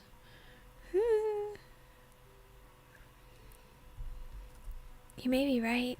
You waste less time that way. Right? You may have been forced to do this because you're with me, but once your contract ends with me, you should go back to your normal lifestyle and cycle. It may not be my place to say, but if this becomes a habit and you sleep all day, people might start thinking you're lazy. Thank you, Hamu. Mwah. I love you. It may be in fact too late. Some may already see me that way. Wait, what did he say? I zoned out. It may not be my place to say this, but if this becomes a habit and you sleep all day, people might start thinking you're lazy. Okay. She thinks about it and furrows her brow. I thought this was just idle chit-chat, but Saber doesn't really seem to get jokes. Oops.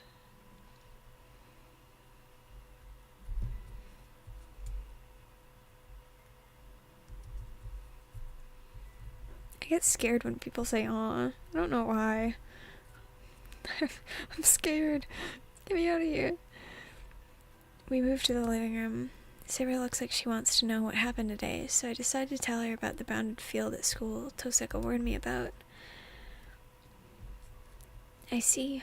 That master must be planning to use the people inside the school as sacrifice. To be blunt, probably, yeah. Toseka said it needs more time, though. I agree. Completing a bounded field that large should take a considerable amount of time.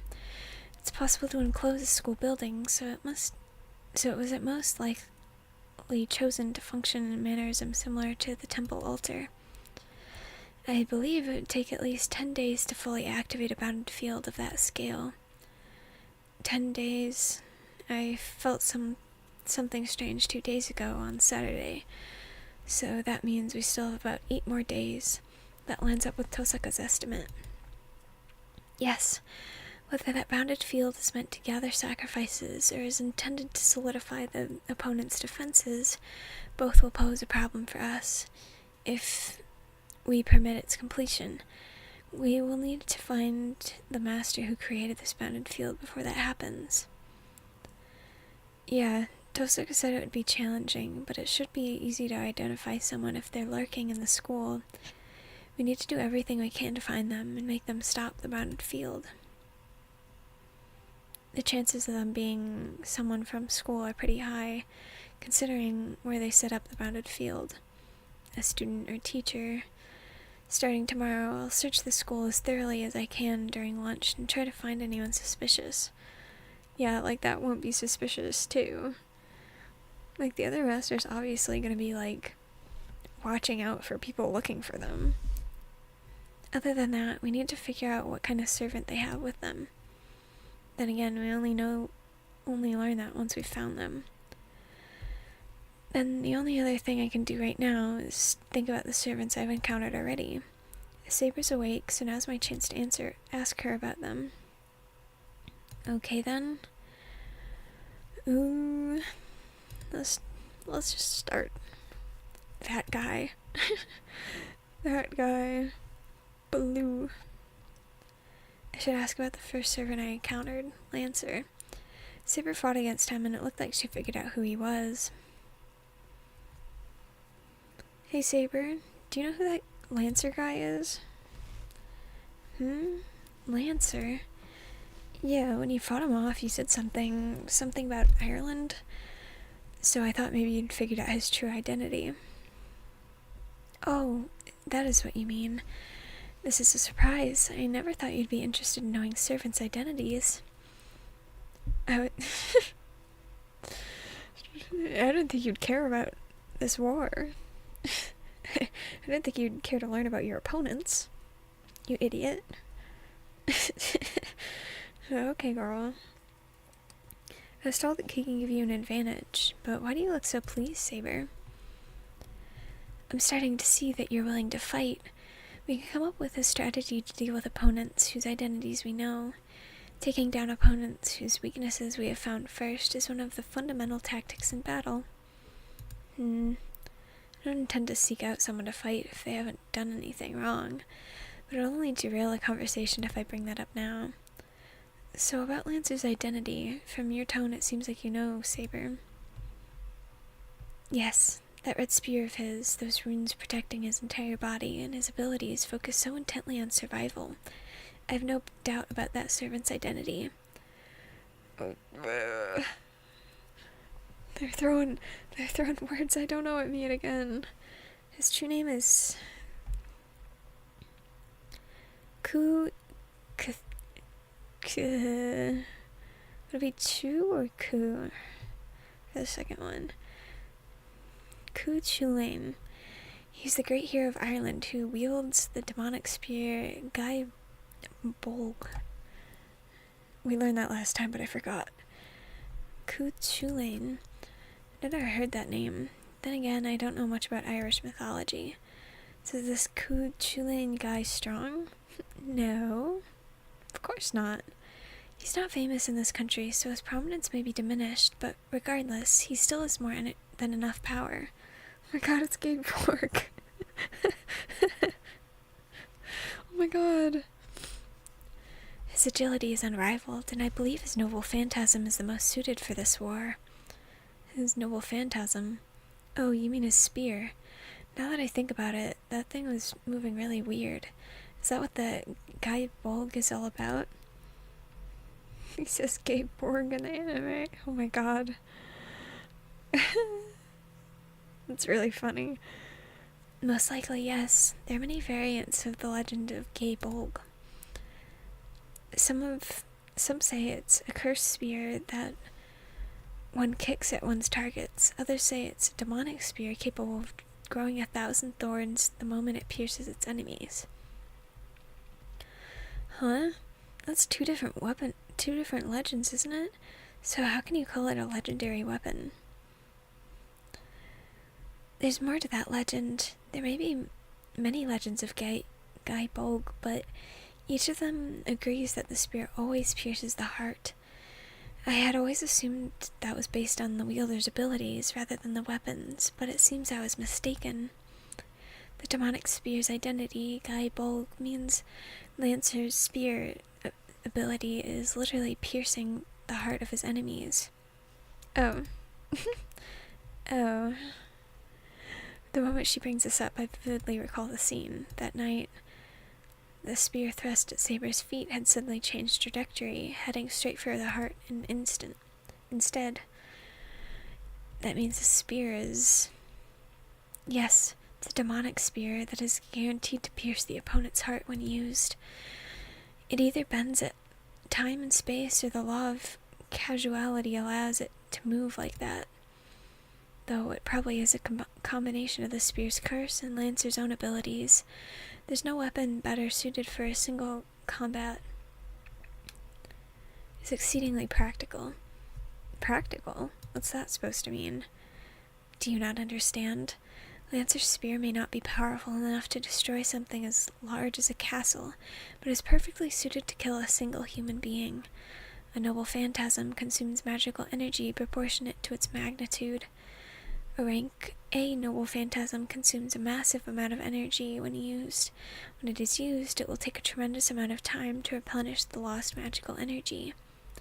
However, to kill one person, nay, a single servant, no such destructive force is necessary.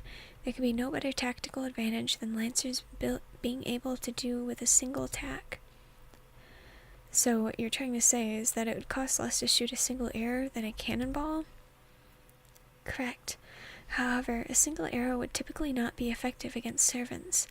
Ultimately, battles between servants require attacks more in line with the force of a cannonball. But Lancer's Guy Bolg, which, while it may only be a single arrow can potentially be fatal with just one strike, because it's not just a graze, but a fatal strike to the heart. Exactly. On top of that, it does not require much magical energy to deploy. The amount of magical energy consumed is so low, he could use his noble phantasm perhaps 7 times without needing to replenish his magical energy. That's unfair. That's so unfair. That's why his demonic spear is well suited for this war. An ordinary servant would require rest after a few battles, but Lancer has the potential to fight 6 opponents if need be, though it would have to be a single combat in this case. In other words, he may not be a flashy servant, but he can manage a solid win. But he's using a lot of unnecessary and impractical moves. He was toying with me when he fought me. That is true. Lancer appears to be a curious sort of person. He may have been quite heartless in history, but there is also a side of him you really could not hate. I might agree, but I still shouldn't let my guard down. That guy stabbed me in the chest as casually as if he were just cutting grass. Neither Berserker nor Lancer are the type to hesitate about using the weapons they wield.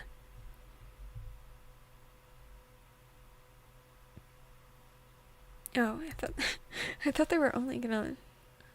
They are only letting me ask one question. Are you serious? Darn. I wanted to learn more about Berserker. Please wait, Pseudo. Someone has entered the gate of this property. What? You can sense something like that? Oh crap, it's already so late. This is bad. Sakura might be back. The doorbell rings from the front entrance. I hear Sakura's voice. I'm coming in. Saber, sorry, but yes, I know. I will retire to my room, so please do not mind me. Saber goes back to her room, almost as if switching with Saber. I'm home. Good, you came home early, just like I asked you to. Tosaka walks in, laden with shopping bags. Thank you for having me again, Senpai. It's rare for you to be home so early. Sakura walks in, smiling happily.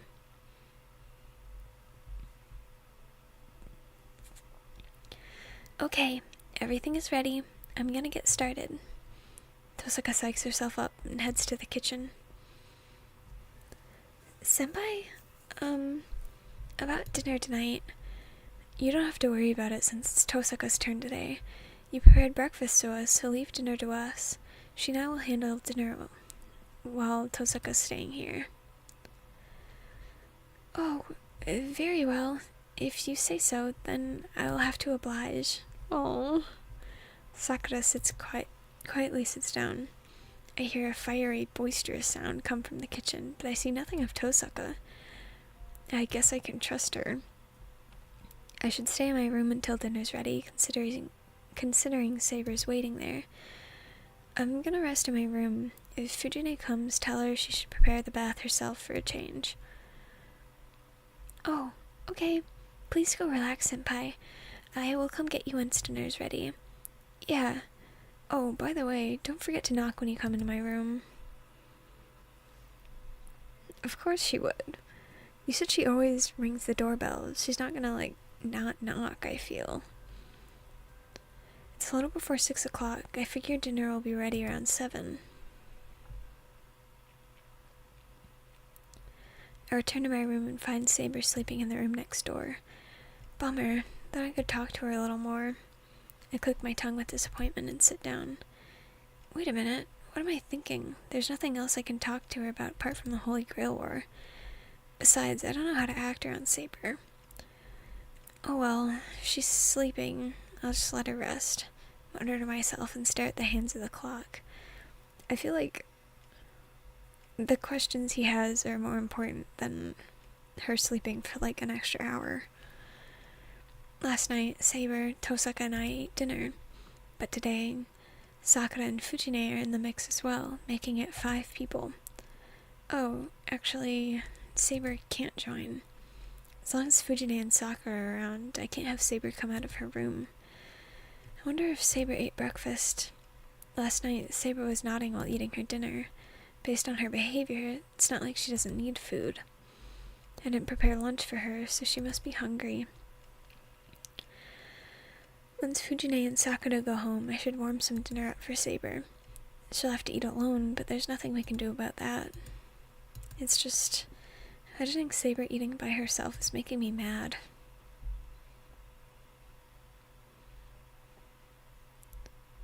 Shiro, are you awake? Tosaka knocks on my door and peeks her head in. Tosaka, what's going on? Nothing. Dinner's ready, so come on out. It's already that time. I pick myself up, glance towards Saber room, and head into the hallway.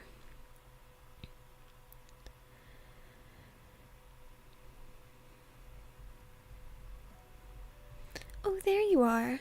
Look at all the dishes. Can you believe it? Tosaka can cook Chinese cuisine, something that has long been absent from my menu. Fujine dances excitedly around the table, which is laid out with dinner. Now that she mentions it, it does look all to be Chinese dishes today. 4 big plates decorated the table: crab meat with egg omelet, shredded beef with green peppers, a vegetable stir-fry with some fancy meat I've never seen before, and for some reason, a plate full of steamed shumai. A salad has been served on individual plates for everyone, and the setup seems to have been well thought out. It's pretty extravagant. Fujine loves it. This is a surprise. I thought you'd make something Western. Oh, she did consider making Western dishes, but when I mentioned that no one in this household makes Chinese dishes, she volunteered to make some. Why would she set out to do something no one else does? Hey, Sakura, you and Tosaka came home at the same time. Did you two go shopping together or something? Yes. Miss Tosaka waited for me until the Kyoto Club practice ended, and we decided to shop for groceries on our way home. Looks like you two are closer than I thought. That may be true. Miss Tosaka speaks to me often at school, too. I don't know what made her take a liking to me, but she's been very kind to me ever since I came to this school. Huh. So Tosaka really is a nice upperclassman. Enough yapping. Let's eat. I'm so hungry. Fujine sits down excitedly. You heard her. You two should sit down. Chinese food gets criminally bad when it's cold. Tosaka sits down after she tells us to do the same. I sit down without a word. Everyone bows and thanks Tosaka for cooking, then starts eating. Whoa! I hate to admit it, but it's good. Why does he hate to admit it? Be nice. I've never cooked Chinese food because I've always thought that it all tastes the same. Oh. But Tosaka's dishes made me realize that it had all been my bias on my part, and I find myself regretting that. Wow, this is amazing. It's been a while since I've had a dish that goes so well with rice. Yep, I'm giving you full marks for this one. Thank you very much. I'm delighted to get such an honest opinion from someone like you. Yes, I also see Chinese food in a new light. I don't usually like eating spicy dishes, but this is delicious. Sakura looks pleased, seeming to enjoy the food too. After seeing everyone's happy faces, Tosaka... She turns to face me, her face triumphant. What? You look like you have something to say. She's so... Oh my god. Nothing. I'm just glad everyone liked it. Well, there's one person not being honest about his feelings, but it's amusing me, so I'll let it slide. I understand how bad it must feel to be beaten at something you're good at. Why's she got particles? Ugh, I get it. You made me cook dinner last night because you wanted to assess my cooking. Okay, today's lesson. Never let anyone see your plans or potential. Tosaka returns to her food, looking exceedingly pleased with herself.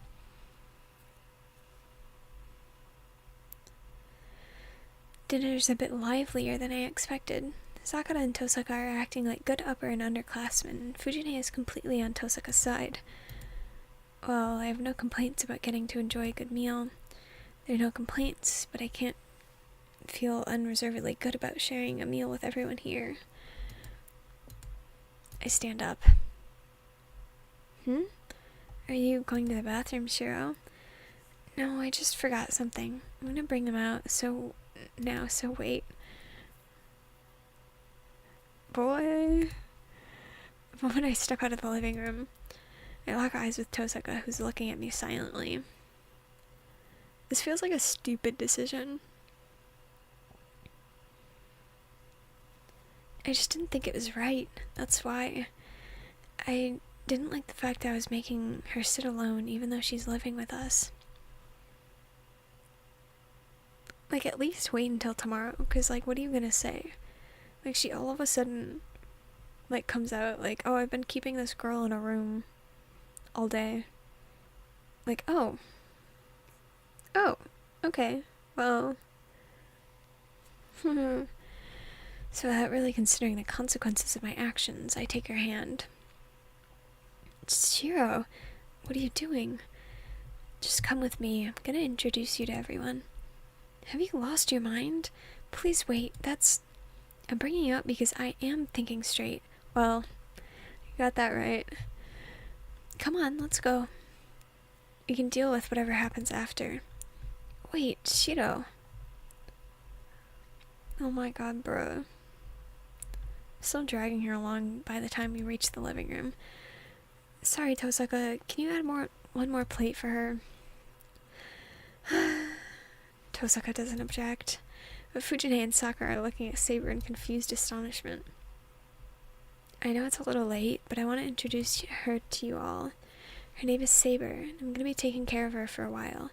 As you can see, she's a foreigner and not used to living in Japan, so please help her with that. No. They're so confused, even their clothes lost color. The two don't react. It's understandable, but I can't really find it in me to care right now. Come on, sit over here, Saber. It's better when you eat with everyone. It is true that it would be more efficient, but there's no need to be bashful. You're going to be living with us from now on, too. If we're going to live together, then we should eat together. Yes, if you say so. I will have to oblige. You can't do... Oh. You can't do that! Ah! My ears! My ears are ringing. What has gotten into you, Shiro? First you bring Tosaka here to stay, and now her too? Where did this place turn into a hotel? What? It's fine. This place is as big as a hotel anyway, so it's no big deal to give up a room or two. If you're okay with Tosaka staying here, then Saber should be fine too. Of course not. I approved of Tosaka, but I know nothing about this complete stranger. Just who is this girl anyway? Who? She's a distant relative. I don't really know the details about what happened to her, but she came here looking for help from my old man. I'm not buying this ridiculous story like that. Even if I were that case, why did she come to the Emiya house? There's no way Kiritsugu had acquaintances from other countries. She can't say that with any confidence, and she knows it. My old man traveled constantly, so he probably had more friends from other countries than in Japan. I can't say for sure, but it still sounds fishy. So why did you come here? Well, you shush, Shiro. Saber, right? I'm asking you. Saber is silent. I don't blame her. Saber doesn't really have a backstory, and she's not cunning enough to go along with my lies. Be nice. She's smart. I do not exactly know. I was only following Kiritsugu's orders. I guess she does. So Kiritsugu entrusted Shiro to you? Yes, I was told to protect Shiro from his enemies. Ever so quietly, Saber says it with such straightforwardness and clarity. There's no room for anyone to protest. And even if it was really a lie, it'll become the absolute truth in Saber's mind. Even Fujine can't argue with her, but She stands up with a frown and glares right at Saber. Fine, if you're serious about this, I'll test your skills. Fujine drops this on us, all out of nowhere. And with the sound of whooshing wind, Fujine takes us outside. And then she takes the bamboo sword, the shinai hanging on the wall, and continues glaring at Saber. Okay, what the hell is Fujine thinking? You said you would protect Shiro, right? Which means you must be at least somewhat disciplined. Are you telling me to take a sword? That's right. I'll accept this if you prove you're stronger than me, but if you're weak, I'm sending you back home. I do not mind, but I do not see the sense in this. I'm supposed to be the one who protects Shiro. I'm going to be right by his side until he grows up to be a man. Saber doesn't seem to fully comprehend what Fujine's intentions are. Then again, none of us do. Like I said, I don't need anyone weaker than me around. And if you're saying you're stronger than me, you should be more than dependable, right? And if you are, maybe I can entrust Shiro to you just a little. Fujine swings her shinai around with a pout. Understood. I just need to convince you, correct? That's right, but convincing me will be no easy feat. No sooner has Fujine said that than she practically leaps forward, rushing towards Saber, brandishing her shinai.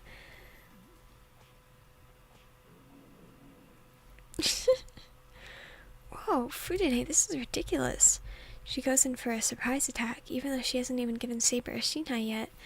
This tiger has no business calling herself a teacher if she's going to pull something like that. Well? Saber stands there in a daze, taken aback by Fujine's surprise attack. Fujine swings for the body. Huh? Fujine tilts her head in confusion. Well, yeah. We're all dumbfounded and just watching, so it must be even stranger, like the mystery of the Hanging Garden of Babylon, for Fujine, since she's the one who experienced it firsthand. Saber's still standing. The only difference is that she's holding the shinai Fujine had in her hand a heartbeat earlier.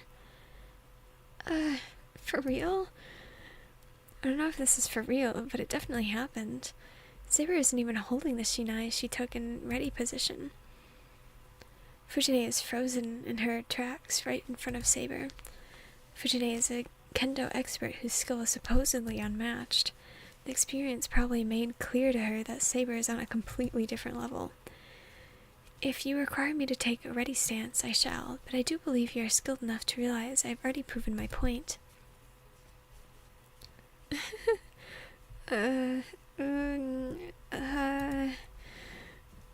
Fujine staggers back and drops to her knees. The contest is over. Do you approve of me? Fujine slumps her shoulders and drops her head low, just when I think she's about to retreat quietly. Oh.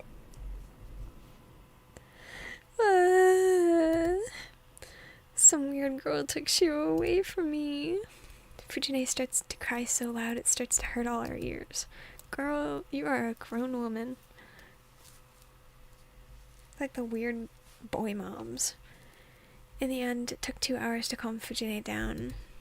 Fujine gestured to Saber, saying, "We need to talk," and went into my old man's room. They were in there for about 2 hours. She finally came out looking unsatisfied and mumbled, "I guess I've got no choice but to acknowledge her." Cute? Okay, Ash. Of course you'd think that's cute. She only nodded in resignation. Sakura, though, was silent the whole time. It was getting late, so Fujine wound up taking Sakura home, but Sakura didn't say a single word, and she just bowed and went home. Don't question mark me, you know what I mean. I'm going back to the outbuilding then. That's all Rin said. Come to think of it, Tosuka's been quiet all this time too. Oops. Sorry about that. Oh my god, I can't catch a break. Can I?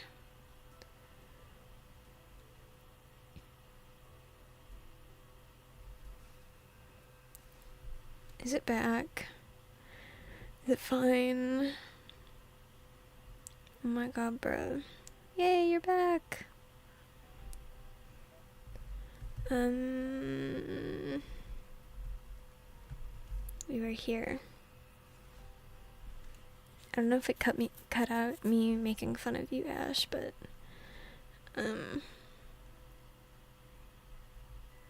I did tell you to spit it out, so you're wet. Sorry about that. I bet you're thinking I did something stupid again. Not really. The only thing you're doing is trying to add some unnecessary flab to your heart to make yourself feel better. If you keep doing that like this, you're really gonna get yourself in trouble.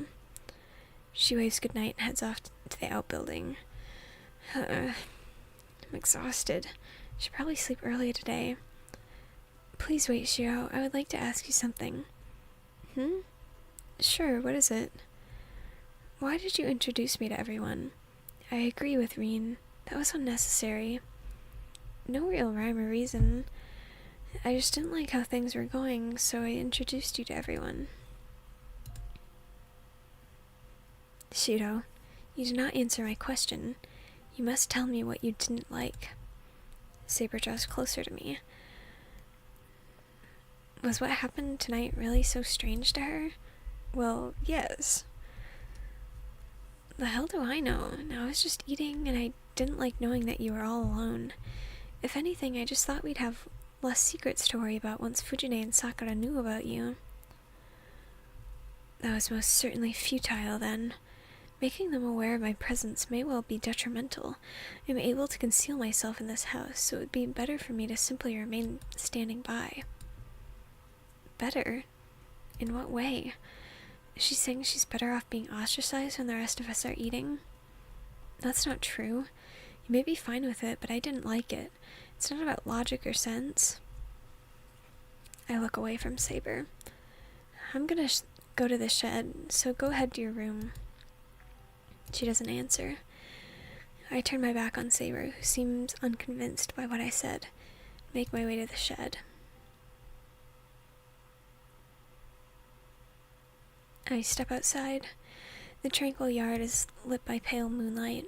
The winter sky is clear enough to see the stars above me. I sigh, hardly realizing I'm doing it. Tosaka's right. I'm contradicting myself. I'm heading to the shed to avoid Saber's room. He does. But I don't want to leave Saber alone. I'm having a hard time interacting with Saber as a member of the opposite sex. Oh my god. But I can't ignore her on her human level. It's no wonder Tosaka gets disgusted with me and my contradictions. Crap.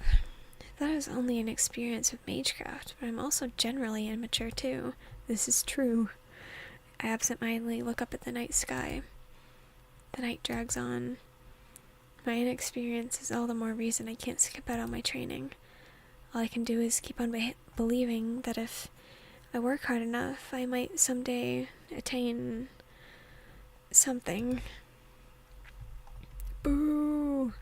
Boo! Yes.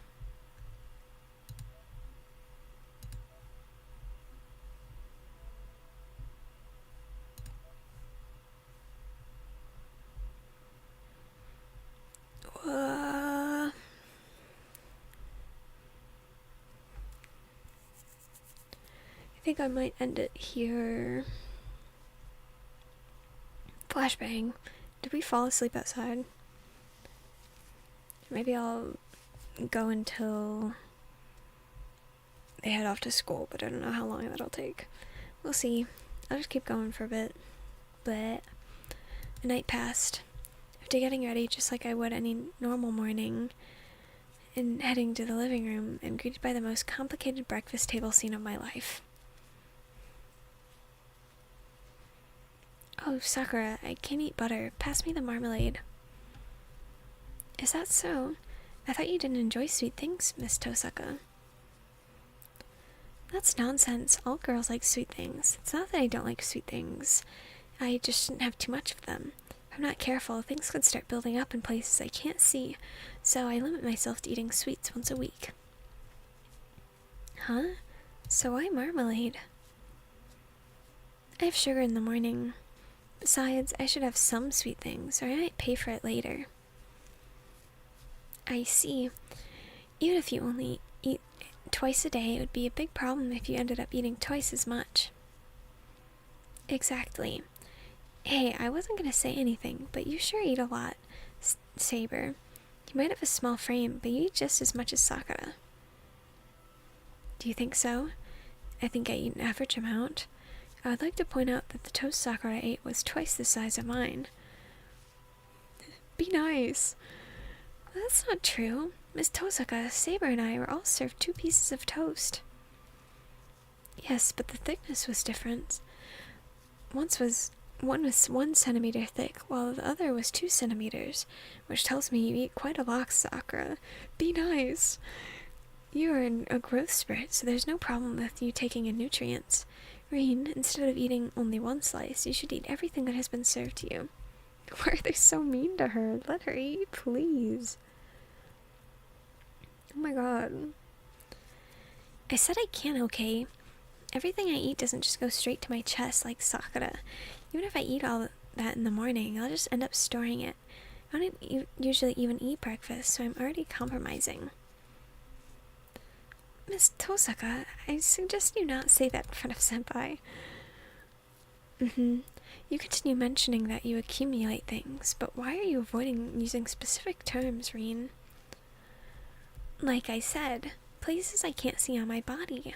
Well, Sakura accumulates places you can see, so she doesn't count. Oh my god, bruh. Please don't talk about that kind of thing.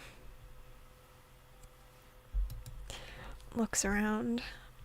I take a bite of my crispy toast. My brain just can't follow the situation unfolding in front of me, so I just stay out of it and focus on my toast. Bruh. Like... whatever. There's nothing for me to really add to this anyway. I guess I worried over nothing. For the time being, the 3 seem to be getting along. Tosaka is the same as always, and Saber's warmed up to the girls a good bit more than last night. Sakura, she still seems a little hesitant around Saber, but it doesn't look like she dislikes her. I'm concerned that Fujine is not here, but I'm sure she'll come tonight. Last night must have done a number on her, but she'll probably come by for dinner, and I think she'll be in a better mood by then. Breakfast ends and I start cleaning up.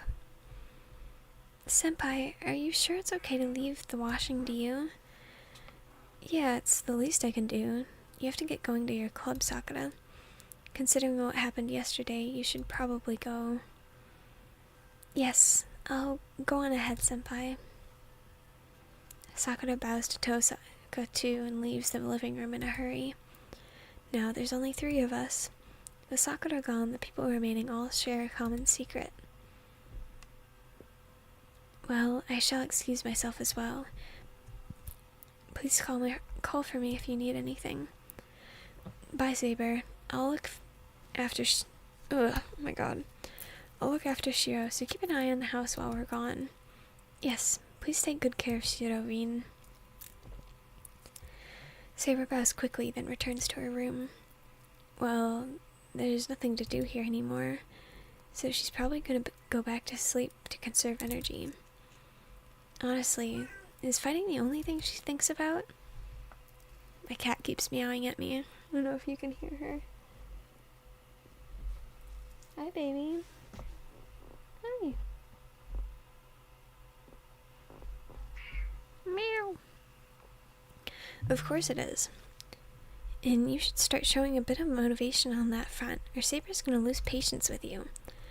Her wounds may not be completely healed, but she's not the type to just sit around and do nothing for long. There's a clicking sound. What Tosaka has to say worries me a bit, but she turns on the TV. This news again. The TV plays the morning news. I just listen from the kitchen as I wash dishes, but it's the same story that I've heard before. You could hear the meowing. Oh. She's mad because she can't get on my chair. Where'd you go? Oh, she's like directly behind me. I can't even reach her.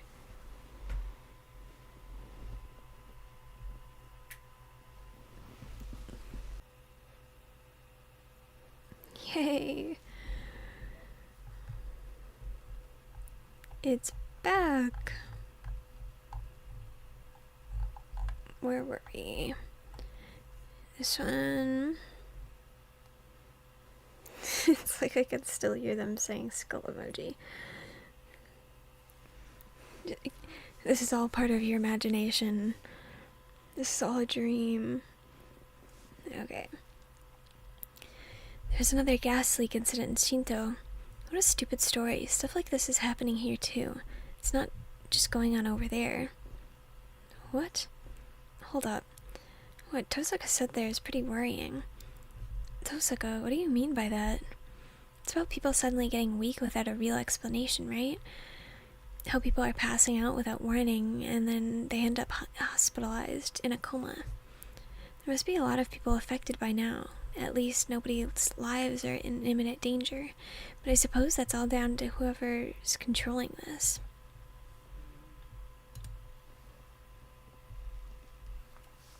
What? Wait. Hold up. Is she saying that this incident isn't just happening a town over? It's happening here too? Unexplained comas? Good number of victims? No, but the main issue is... Tosaka, don't tell me you think a master did this. Who else? Come on, get used to it already. You're a master too, you know. Okay, maybe so, but why didn't you tell me about this before, Tosaka? Because there's no easy fix here. The master who casts the bounded field over school is third class, but whoever's causing these incidents across the whole town is first class. They're skilled enough to extract the power they need from people without killing them. And while gathering energy that way might be slower, they're still staying within the rules for mages, and they don't need to exert themselves to accomplish this. This master is stealing the life force from everyone in town, one of the simplest forms of magical energy from a remote location. From a remote location? Can someone really collect magical energy from a distance? They must be a real skilled mage. Only a true great mage would be able to cast a net over 2 towns like Shinto and Miyama to absorb energy like that. Or maybe they lucked into a superb spiritual site. Father mentioned that Fuyuki has a ley line, so if they build a base there, it would be easy to collect life forces. Huh? Hold on, Tosaka. I didn't find any materials in Father's study about this, so if there's any...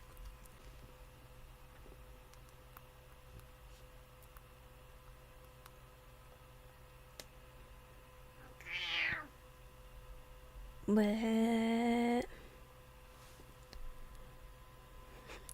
This hates me. They hate me. Internet hate me. Meow. My cat. At least my cat loves me. It's fine.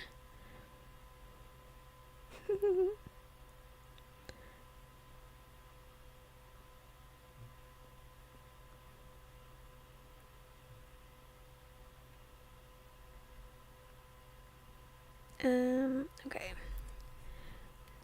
Meow.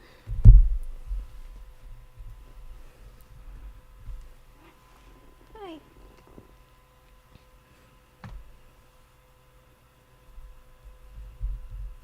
You love me? Really? That's so sweet of you. I didn't find any materials in Father's study about this, so if there are any, they'll be in the Great Master's study. You really don't want to go in there. The place is uninhabited and it's scary, which would mean I might have to ask Kide. No, I really don't want to owe him anything. Tosaka, hey. I try to get her attention, but she doesn't respond. Great, Tosaka's off in her own world.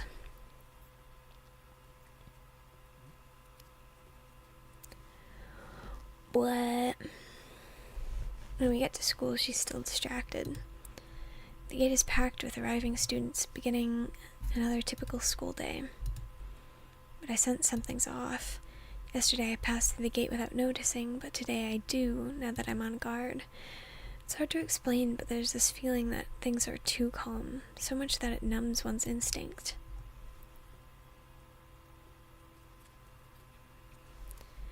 You're right, the air feels different in here than outside. It smells like sweet honey.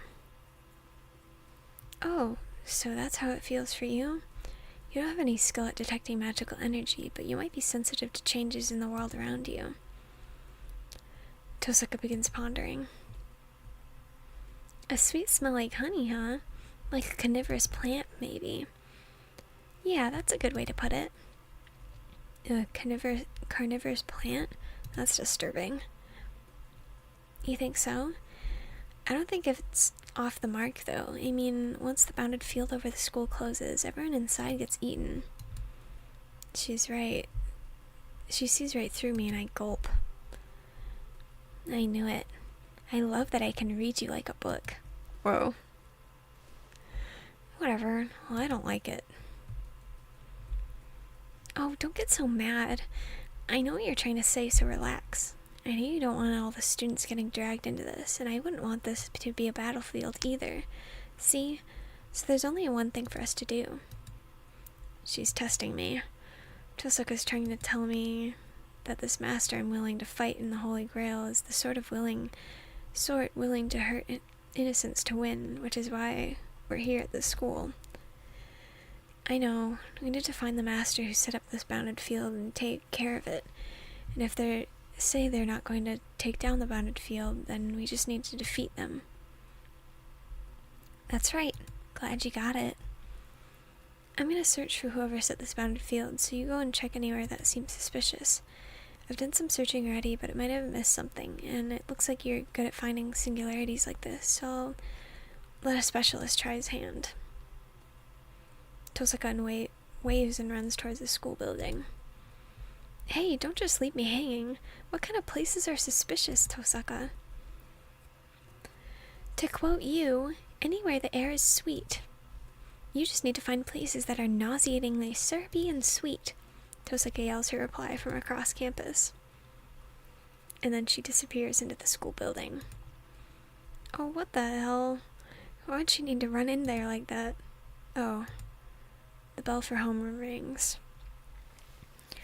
I think I'm gonna leave it here. We'll leave it on a, not really a cliffhanger, but we'll see what they find next time.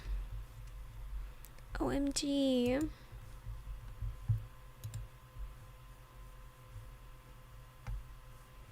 Do I have...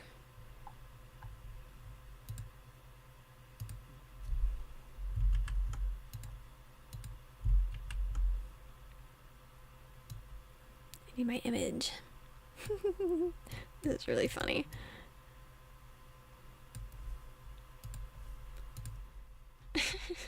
PNG. Next time on Sycloid. This is true. I'm really sorry about my technical difficulties. I really wish it wasn't like this. I don't know why. I don't know what the deal is, but my internet has just been doing that like the past 2 weeks.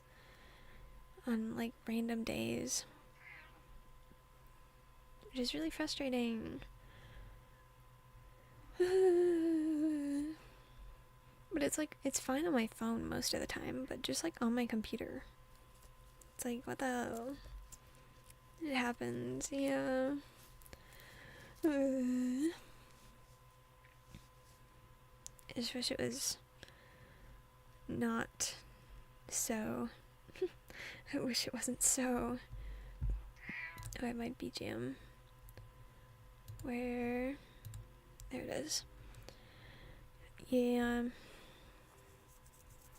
So hopefully that quits doing that soon. Oh, I should put my picture below. Oops, wrong thing. The cat has turned into the BGM. She has. She's very noisy, I'm sorry.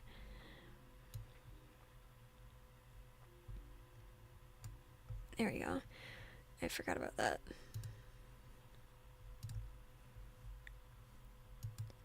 She's very upset that I'm not letting her on my lap, but anytime I go to like pick her up from the ground to be put on my lap, she like walks away, so I literally cannot put her on my lap. Hi.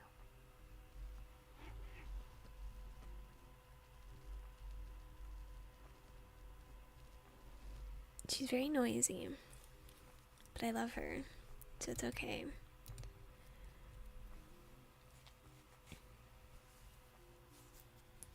I was very worried this morning because she was not in my room where she usually is. She wasn't in there for like a long while, but it turns out she was sleeping downstairs on our bench in the sunlight. So it was all fine, and I was just scared for no reason. I get very nervous about her very often, but it's fine. She's an old lady, very independent old lady. Want some warmth? Yeah. It's been too warm recently. Like, I wanted to go back down. I wanted to start snowing already. It's too warm. It's like, why is it in the 80s? Mid-September. Why? I don't know what Celsius that translates to. I'm sorry. I'm unfortunately American. But it's just very warm and humid. But it's supposed to go back down again. Oh, also, I have, I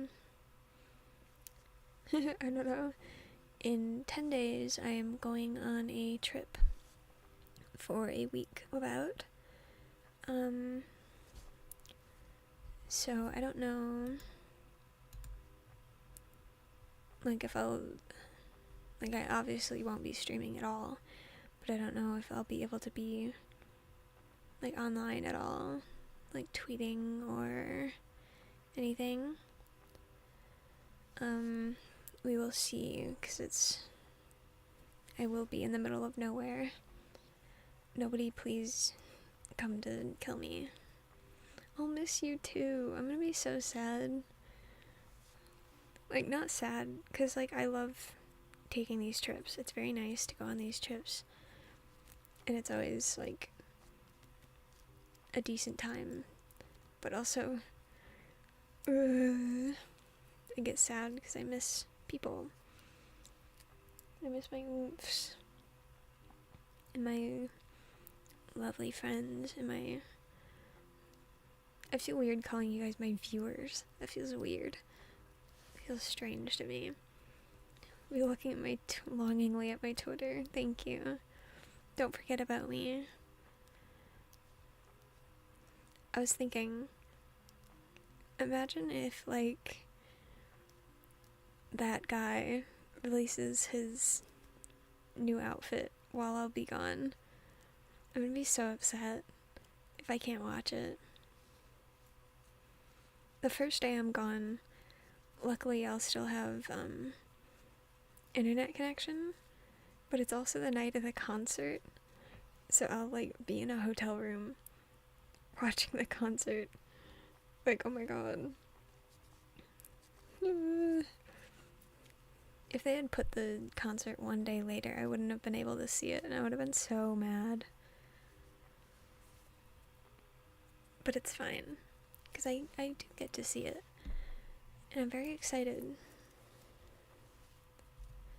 If anyone here doesn't know, the Hollow Stars are having a live concert on September 28th JST and September 27th CST.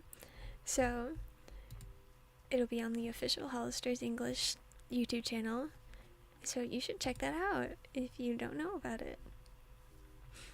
Set your calendars. I'm happy too. I'm so excited. It's gonna be awkward because I'll like be with my dad in the hotel room. I have the times memorized and everything, yeah. Well, not the times specifically, but I know the dates. I'll be with my dad and I'll probably ask if I can watch it on his iPad because it's a bigger screen. I hope I don't like cry. Hi. Because that would be even worse, but I probably will because like I'm so proud of them. Free marketing. They deserve free marketing.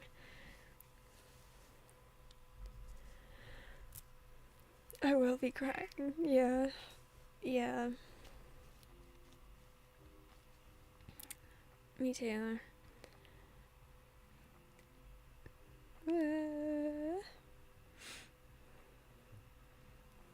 I always feel weird mentioning like other non-friend streamers by name on here. I don't know why. Because it's really not that big a deal. It's like everybody knows them in the VTubing space. And like obviously I'm a fan of them. Like it's no secret. But I still feel weird about it for no reason. But like whatever. It's fine.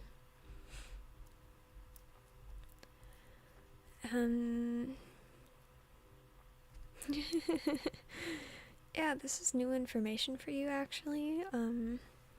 Surprise! Shocker. I wonder how many Hollow Stars fans have turned into VTubers. Like, I'm so curious.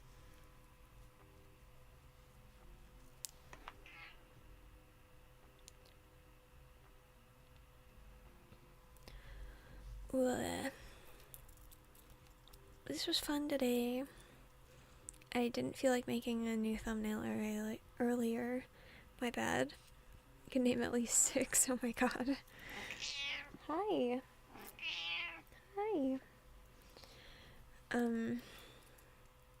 Yeah, I reused my thumbnail because I felt lazy. Oops. Sorry about that.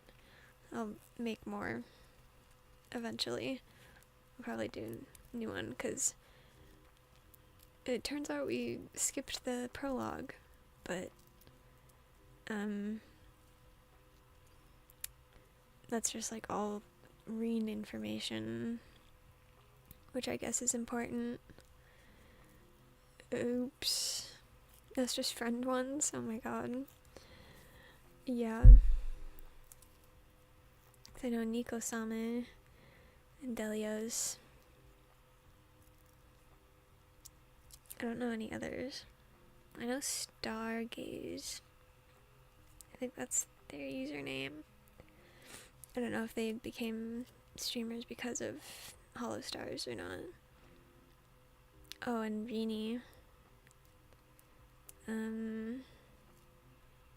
You, one day. Hamu, one day. Soon.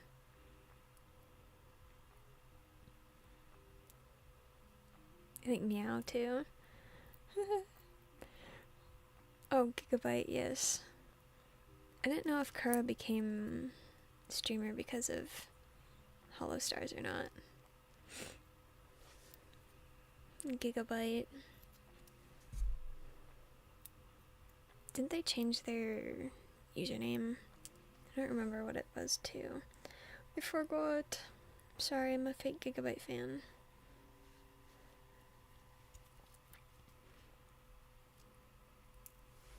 Yeah, I don't know. One day I will grill everyone about their VTuber origins. Because I think that's fun to learn. I think it'd be fun to do. Oh, Gigabyte, yes. Yes. Maybe it would be fun to do interview type things. 'Cause I think that would be interesting. I want to learn more. I'm going to learn about you. One day you will be grilled.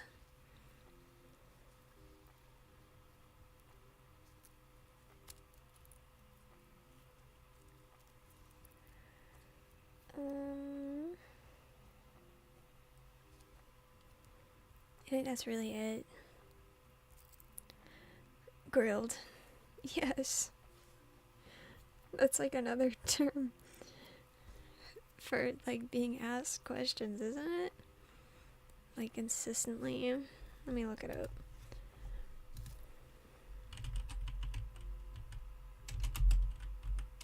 I type in grilled, first thing that comes up is grilled cheese sandwich.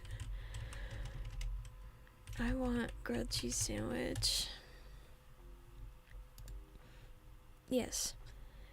Grilled means subject to intense questioning or interrogation. It's not slang. I think it's like a very old terminology. I'm pretty sure. For that term, for that usage, yeah. I've like heard it in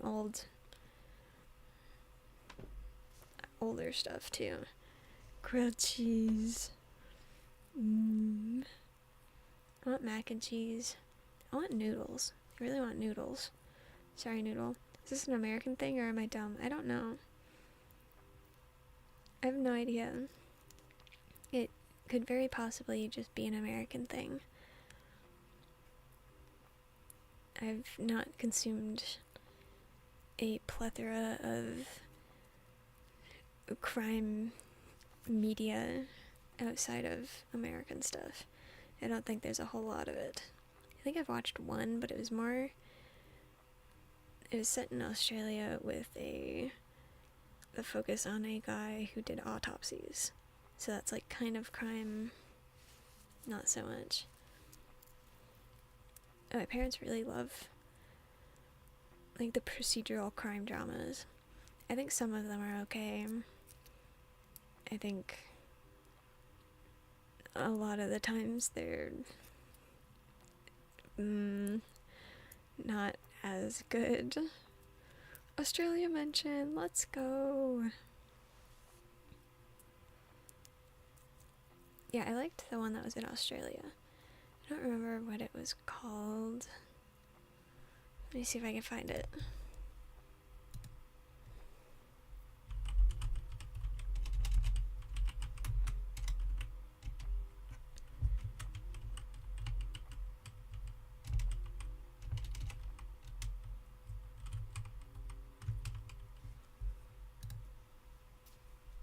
It's called Harrow.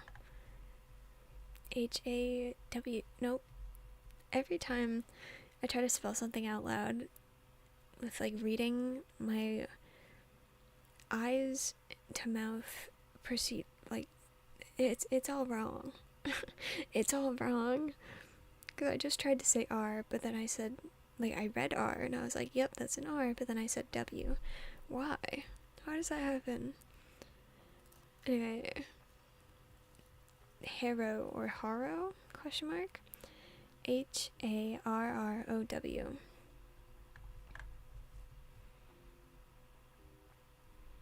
Show about bizarre autopsies. That one was pretty good.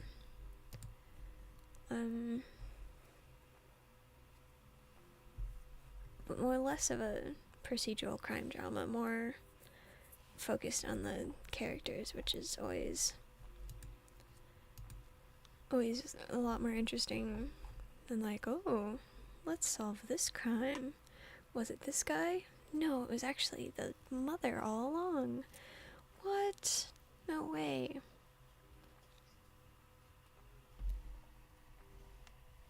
Pretty predictable stuff usually. Maybe it's because I've seen so many of them. I don't know. I should probably stop talking because my throat hurts. Bleh. Haven't heard of this one. I think it was like a recommended thing on Hulu.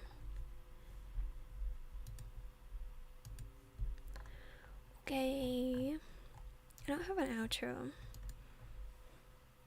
Every time I watch someone else and they have an outro, I'm like, wow, that's really impressive.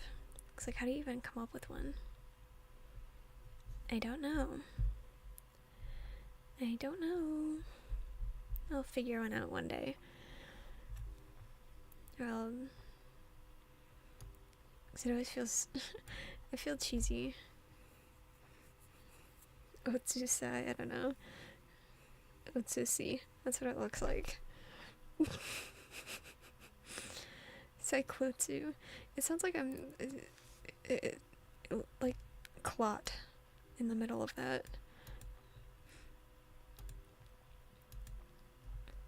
Like, I think it's lovely, but also clot. Like, some people have such elaborate outros. Like, Haka's is like a whole paragraph.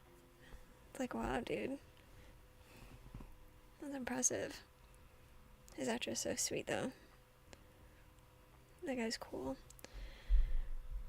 Very normal. Well, anyway, I hope you have a lovely night, a lovely rest of your day, lovely time zone. Uh-oh. So you say that guy, but oops. Maybe I'm less scared of Haka, okay? You ever think of that?